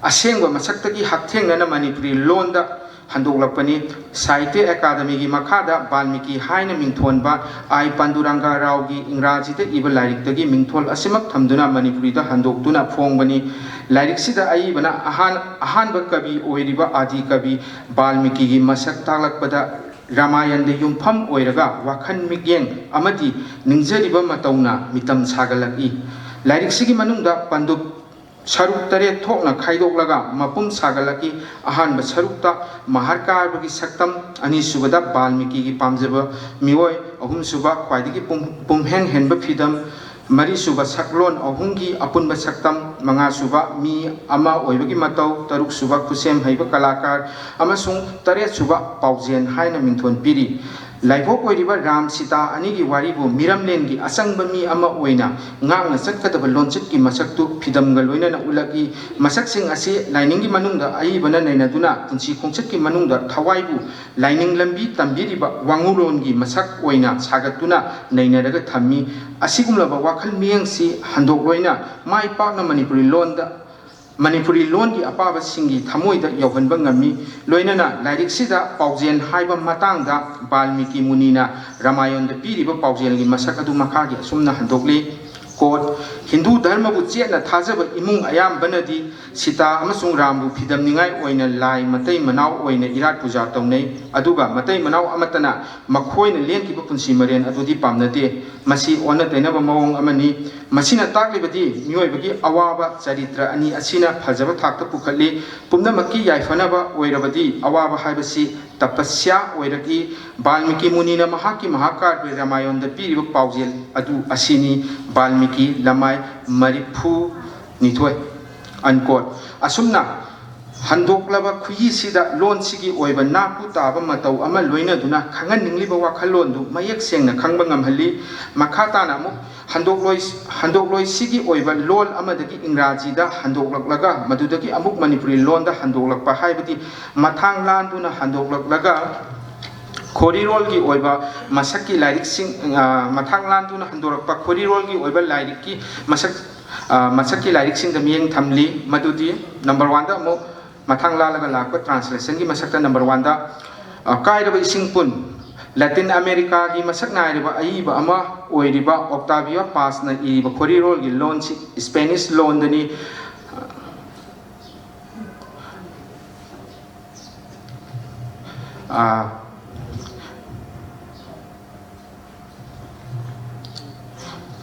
अइबसिना खोरीरोल द सेरेंग वारेंग कया इरिबसिबु थोइदोक हेंदोकपा मगुलबु मसक खंगबिदुना लिसिंग अमगा चमापन मौद्राद खोरीरोल गिलमदा नोबेल मना पीदुना इकाई खुमदकी असिगुमलबा मालेमना सखंगनरबा अइबसिगी खंगलबा सेरेंग सिंगी इंग्राजीदा अखंग अहि क्यामुकना पुंसिनदुना हंदोकलगा चार्ल्स टॉमलिंसन खोमजिन सेरेंगी लाइरी सेलेक्टेड पोएम ए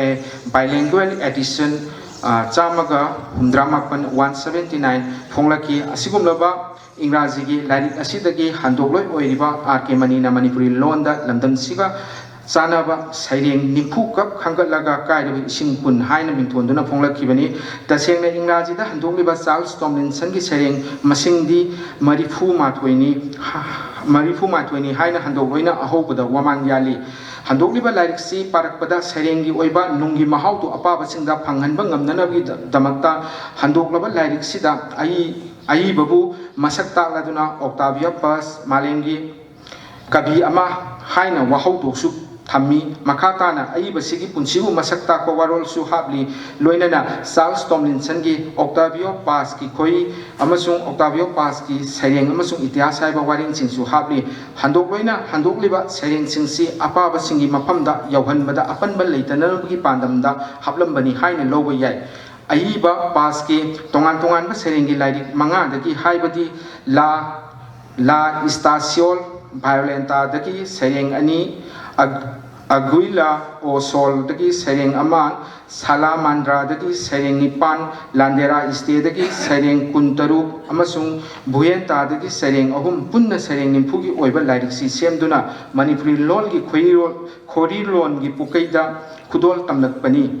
अइबा ऑक्टावियो पास लिसिंग अमगा चमापन हुम्फुनिथोइदा मेक्सिको लेबाकी एम्बेसडर ओइना इंडियादा लेरमी महांगना इंडियादा लेदुना लमदम सिगी खुनाइलोन की मसक खंगलुबना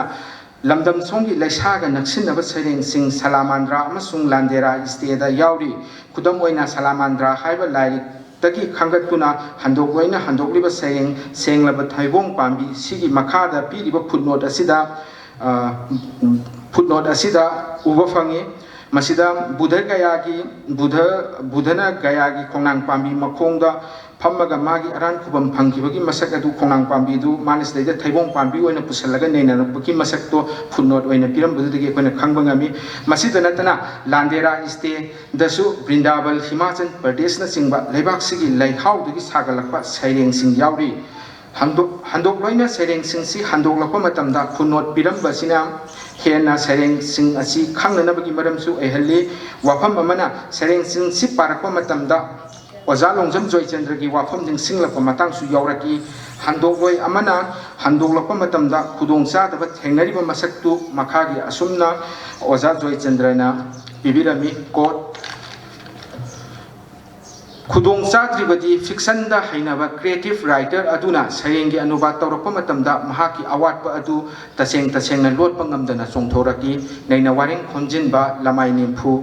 unquote adubu handokloina isang thongna handoklakliba masak asimakti mai paklaba khongthang ama haibadu oiduna leidi ahum subada Uganda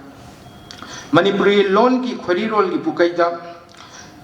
handokloi RK Mani Singhana Ingraji Londa Srimati Iravati Karve na handoklaba lairik ama oiriba Jugantabu mai paklaba khongpham amada leptuna Manipuri khorirol da khudon tauraki Ingraji Lon ki handokloi oiribi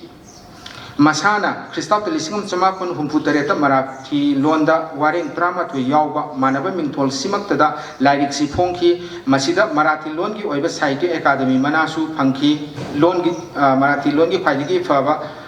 Lairik ama oina khangalaga Sahitya Academy Manasu Pangki Makha Tarakpada Aibisina Europe amasung America ki afaba singi wakhal tawduna lisingamaga chamapan humpuga mapanda Ingraji Londa sentok senjin tawduna phongki makha tana amo lisingamaga chamapan hundraga marida mapan ki afaba singtaki oibadu toktuna aibigi mapuroiba amadi masanupi gi mateng lauraga Oren Longman Limited na anoba mongda khara sentok senjin tawraga amuk phonglakhi makha tarakpada Disha Books na lisingamaga chamapan Maudraw Humdoida Phongba Anisuba Khunamgi Lairik Tagi Manipuri Londa Oza Pabung Laikidraba RK Manina Manipur Londa Muk Hantoklapani Lairik Sida Aibina Hindu Lining Longi Asengba Lairik Oiriba Mahabharatpu Matamsigi Kunai Rongi Oiba Masak Lomda Nainaduna Anoba Miyeng Thamlaki Hana Haneramba Wahan Dugi Wanaba Masakta Anoba Matamgi Kunai gi Mirolga Susinaba Wahan Piduna Nainarakpani Mahabharati Wari Paringda Yauriba Misak Mioi Singbu Malensida Ahingba Asangba Amagumna Putoklaki Lining Longi Oiba Miyeng Dubu Nathairaga Mioibagi Masak Kunai gi Manungda Singnaba Kayaga Sago Nariba Punsirongi Masakpu Asangba Oihanduna Tongan ba Mioibagi Maithongbu Nainaduna Puthokli Lairik Sigi Masak Taklakpada Professor W. Norman Brown na Makhagi Asumna Hairami quote Iravati Karvena Mahabharat ki Sauraba Mioi Singda Seliba Mioibagi Kun Sing Nainari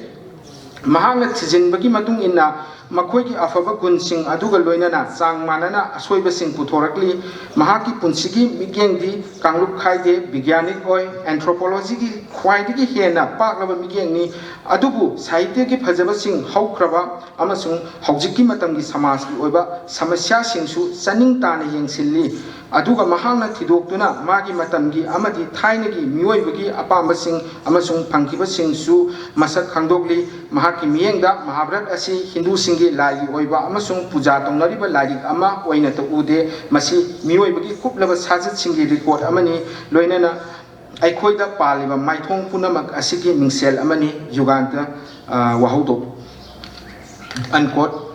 Asumna Lairik Sigi Asukpa Masak ama Nainaduna Piraki Masimak Aibi Sina Lairik Sida Nainaduna Masak Takli Haibasi Manipuri Londa Handoklaba Uganda Paruba Matamda Khangmangami Masi Handoklai Oiriba RK Manina Handok Lambana Manipuri Longi Afaba Singna Khangmangambani Amuksu Handoklapa Matamda Yamna Cheksina Napu Taba Longi Matausina Handoklapani Haibadu Apaba Singda Ningsing Hanba Taudana Mai Pakna Kudon Tamlaki Lising Amaga 2001 Lising Ani Amada Handokloina Lairik Sibu Handokpaki Damakta Sahitya Academy gi Manasu Phangki Asumna Manipuri Londa Handoklapa Khwaidigi Phajaraba Lairik Singi Marakta Khuttektuna Pabada Yauraba Lairik ama Oinasu Leiri Ahum Suba Mathang Lalaga Lakpa Handorapa Lairik Ahum Subada Git Govind RK Mani Singhana Handokliba Lairik Sigi Matangda Wahau Dokta Makhaki Asumna Piri Lairik Asima quote लाइरिक असी मपुंग ओइना इंग्राजी लोन द इबा मखागी लाइरिक अनि सिदा युमफम ओइबनी number 1 United Nation educational scientific and cultural organisation UNESCO ने यारबा बारबरा स्टोलर मिलर की the Geet Govind of Jayadev love song of the dark lord लिसिंग अमग चमापन 103 अनिसुबा साहित्य अकादमी न्यू दिल्ली ने फोंगबा सुनीति कुमार चतुर्वेदी की जयदेव लिसिंग अमग चमापन 103 गीत गोविंद लमाय अहुम अनकोट असुमना मपुंग द सागलकलिबा इसै सैरेंग लाइरिक असि इंग्राजी लोन द फोंगबा लाइरिक अनिदगिनी जयदेव की गीत गोविंद सिदी संस्कृत लोन द इरंबनी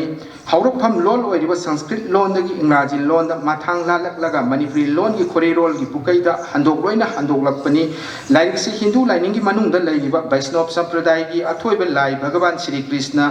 अमदी मबेमा राधागा की ताइबंग कुमै की मरमदा सैसेमदुना सैथाबनी ताइबंगी मपू ओइरिबा श्री कृष्णना परमात्मा अदुगा राधाबुना जीव आत्मा ओइना लौदुना लाइनिंग की ओइबा वांगुलोन की फजबा मतौदु खंगलकी थवाई की मपू ओइरिबा श्री कृष्ण की मफमदा जीव की थवाइना तिंजरगा लोइनाइद्रबा ताइबंगी अवाबा की मैफमदा मैलिबा थवाइना अरान कुबम फंगी हाइना थाजबा मतौदु खंगबंगमी थवाइना इंथबा कोथाबा फंगजबगी मसक्सी परमात्मा की मफमदा जीव आत्माना तिंजरुरगा ओइथोगी असुमना लाइरिक सिगी मनुंगदा लाइनिंग लोन की ओइबा थाजनरिबा मसक अदु निंगथीना सैथादुना हंदोकलकपदा अफाबसिंगदा खुदोंग चाननबगी दमकता खुदोंग चाननबगी पांडमदा वहौदुकी सरुक्ता नंबर 1 अनुबाद की दमकता मसा खोमजिनबा नंबर 2 जयदेव कोइना चटप कवि नंबर 3 जयदेव की सरेंग इपोम सागलिबा मसाकसिंग नंबर 4 नुंगसिबगी दमकता सिजिनरिबा जयदेव की लोन नंबर 5 कृष्ण जगत की संजय नहा नुंसी थोइरबा नंबर 6 राधा कृष्ण की बसंत मतम की चाना थोइबी अमसुंग नंबर 7 मणिपुर दा अरिबा लाइरिक सिंह की क्रिटिकल एडिशन अमसुंग इथक इपोम सिंह हाइबा सरुक सिंह यावरी मसिमक हंदोक लोइना हंदोकलकलिबा लाइरिक सिबु अफाबा सिंहना पारकपता नोंफाउना पीरिबा लाइनिंग लोन की ओइबा यामना लूरबा लुथना लैरिबा वाहनदु फंगननबगी दमकनी हाइबा खंगबंगमी अदुबु हंदोकपगी लमदांगदा हंदोक लोइना हंदोकलिबसी संस्कृत लोन दगी इंग्राजी दा अदुगा मणिपुरी लोन दा हंदोकलपनी तसेंगना संस्कृत लोन की मथांग लाना चलगा मणिपुरी लोन दा लाकपना नैनेरोई खरना हेना फजनिंगबगी वाफम थमलंबसु थेंगनै खुदम ओइना हंदोक लोइना हंदोकलिबा मखागी खुदमसी येंबा याय मदुदी कोट नुंसी इखौ कोकनबा हराउ नुंसी पोकनबा फिजोनदुना चली हरि माना हे तुंयान फजरबी थिल्लगा नु चलो थवाई ओइबा मागी मनाक यौनबा मालंग इपोम लांगलिबा जमुना तोरबान की कुंजलक्ता नंगबु ngaijeri बनगी लैरांग परेंग थोनबा कृष्णना गीत गोविंद लमाय 103 हंदोकलिबा सी संस्कृत लैरिबा मसक का खेनबा मवंगदा ओजा नोंथोंगम कुंजमोन सिंगाना नैनरगा मणिपुरीदा संस्कृत लोन लैरिबा मसक अदु नैनरगा मणिपुरीदा ओइबा याबा मसक अदु मखागी असुमना अमु ओजा नोंथोंगम कुंजमोन सिंगाना पिरमी कोड मसीगी इचम चंबा मैतेरोल असुम हाइना ओइबा याय इबेमा नंगी थमोइगी मबुंगो माना मदनबु सुमतपा फिजेना लेतेंगदुना रति इखौ लांगना अभिसारना लेंथोखरे हे तुंयान फजबी तपथब तौरगनु थिंदन लीरुरो मागी खोंगुल नामीबा नुंसितना लिरी लिरी थौगलिबा जमुना मपांदा उमंगी लमदमदुदा नंगबु ngaiduna लेरमलगनी नंगी बनमालीना नैना वारेंग खोमजिनबा लमाय हुमफुमरी अनकोट मखाताना नैनेरोय असिना नैनरगा ओजा नोंथोंगम कुंजमोहन सिंहना नैनरगा जयदेव की मेंगलबा वहाई वता सुरतान संजा अदु पदावलीदा लैरिबा अदु कुप्थन मियंग संगलगा हंदोकलमलबगी थोइना हेंगटना फजरमगनी हाइना सुपलमी असेंग मसक्तगी चांग खरा ताथरकपा हाइबसी हंदोकपगी हिरमसिदा लोइनदुना लैरबा मराल अमनी मसिमक्तसु मथांग लांदुना लाकलगा लोल अमदगी हंदोकलकपा हाइबसिददी अचौबा छिंगनबा अमगा लोइनना मरानसिंग अदु हक्थेंगनरबनी अदुबु हंदोकलोइगी हनबा लैत्रबा थौनाना हंदोकलगा मणिपुरी खोरिरोनदा खुदोल तमलंबगी दमक्ता थागतनफमसु ओइरी मरीसुबा होमर की ओडिसी लाइरिक्सिदा हंदोकलोइना हंदोकलंबा लाइरिक्सी हंदोकलंबा लाइरिक्सिंगी मरक्ता फोंगलबा इकोन कोनबा लाइरिकनी ओडिसी ग्रीक लोनदा असांग सरेंग ओइना होमरना इरंबनी अदुबु अमुक द ओडिसी ऑफ होमर हाइना इभी रिउना वारेंगी ओइबा खुइदा wari lisangi oiba mawong lawdun Ingraji da handok tuna fonglaki Ingraji lairik asina handok na ba source language oiraga Manipur lon na handok liba target language oiraga handok loi RK Mani Singhana handok lambani asumna Greek lon dagi Ingraji da aduga Manipuri lon da yaurakkiba asina maram oiraga mathang lalaga handok lakpa masak oina uba fangi fat sauraba masa maring kaya sandok liba thodok wari kaya ga loinariba tongan tongan misak mioi kaya yauraba odisigi wari ni masibu laithokna waring da iram liba asimak ngasigi mirol sida pining liba paujel amadi wakhallon du hena laithokna piba ngamnana bagi damakni wari gi paring si sahi tara changna troi ga lan sokna duna maithiba firam laga amuk sahi tara changna mayumda halakpaki lambida awaba kaya nanglaba matung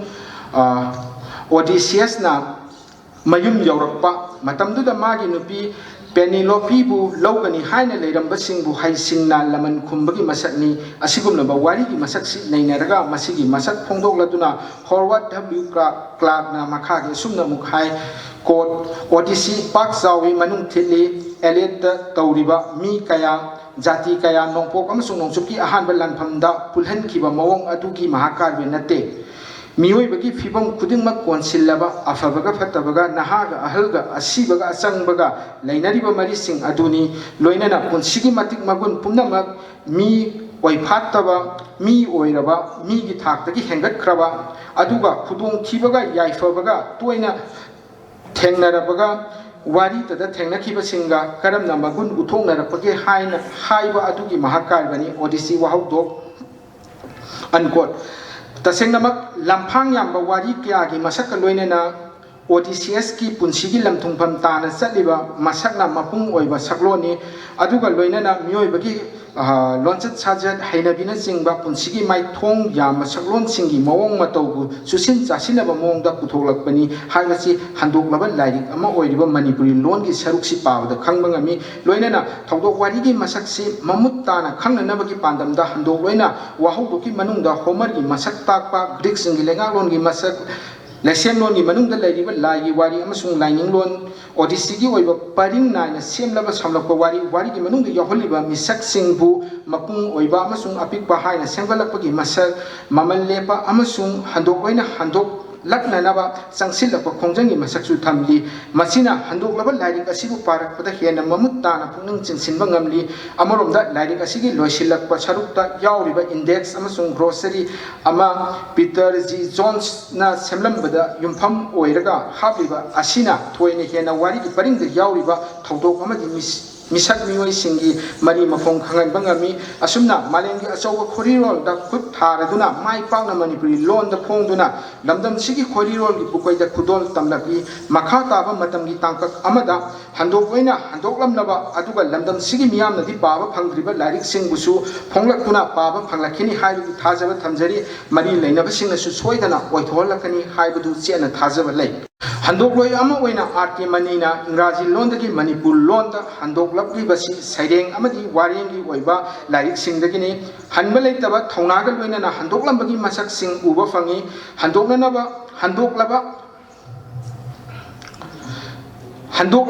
loigi kutha khudingmak singtha budu thoina matik charba ngaktani kutha sing asigi marakta waring kutha sing asigi marakta warengi oiba masaktagi handok laliba kutha sing asina amukka hena handok loigi maru sangna sangkhonba matau sing uba fangli asumna handok loi ama oina su Manipuri khorirol gi taibangda munaidraba mangal ama oina nganduna leibaga loinana anowa matamgi khorirol gi matamgi tangkaksida ani suba lanjau matungda tholakhiba handok loi singi marakta su thoina hena makul leiba handok loi ama oiduna leiri tangsi duje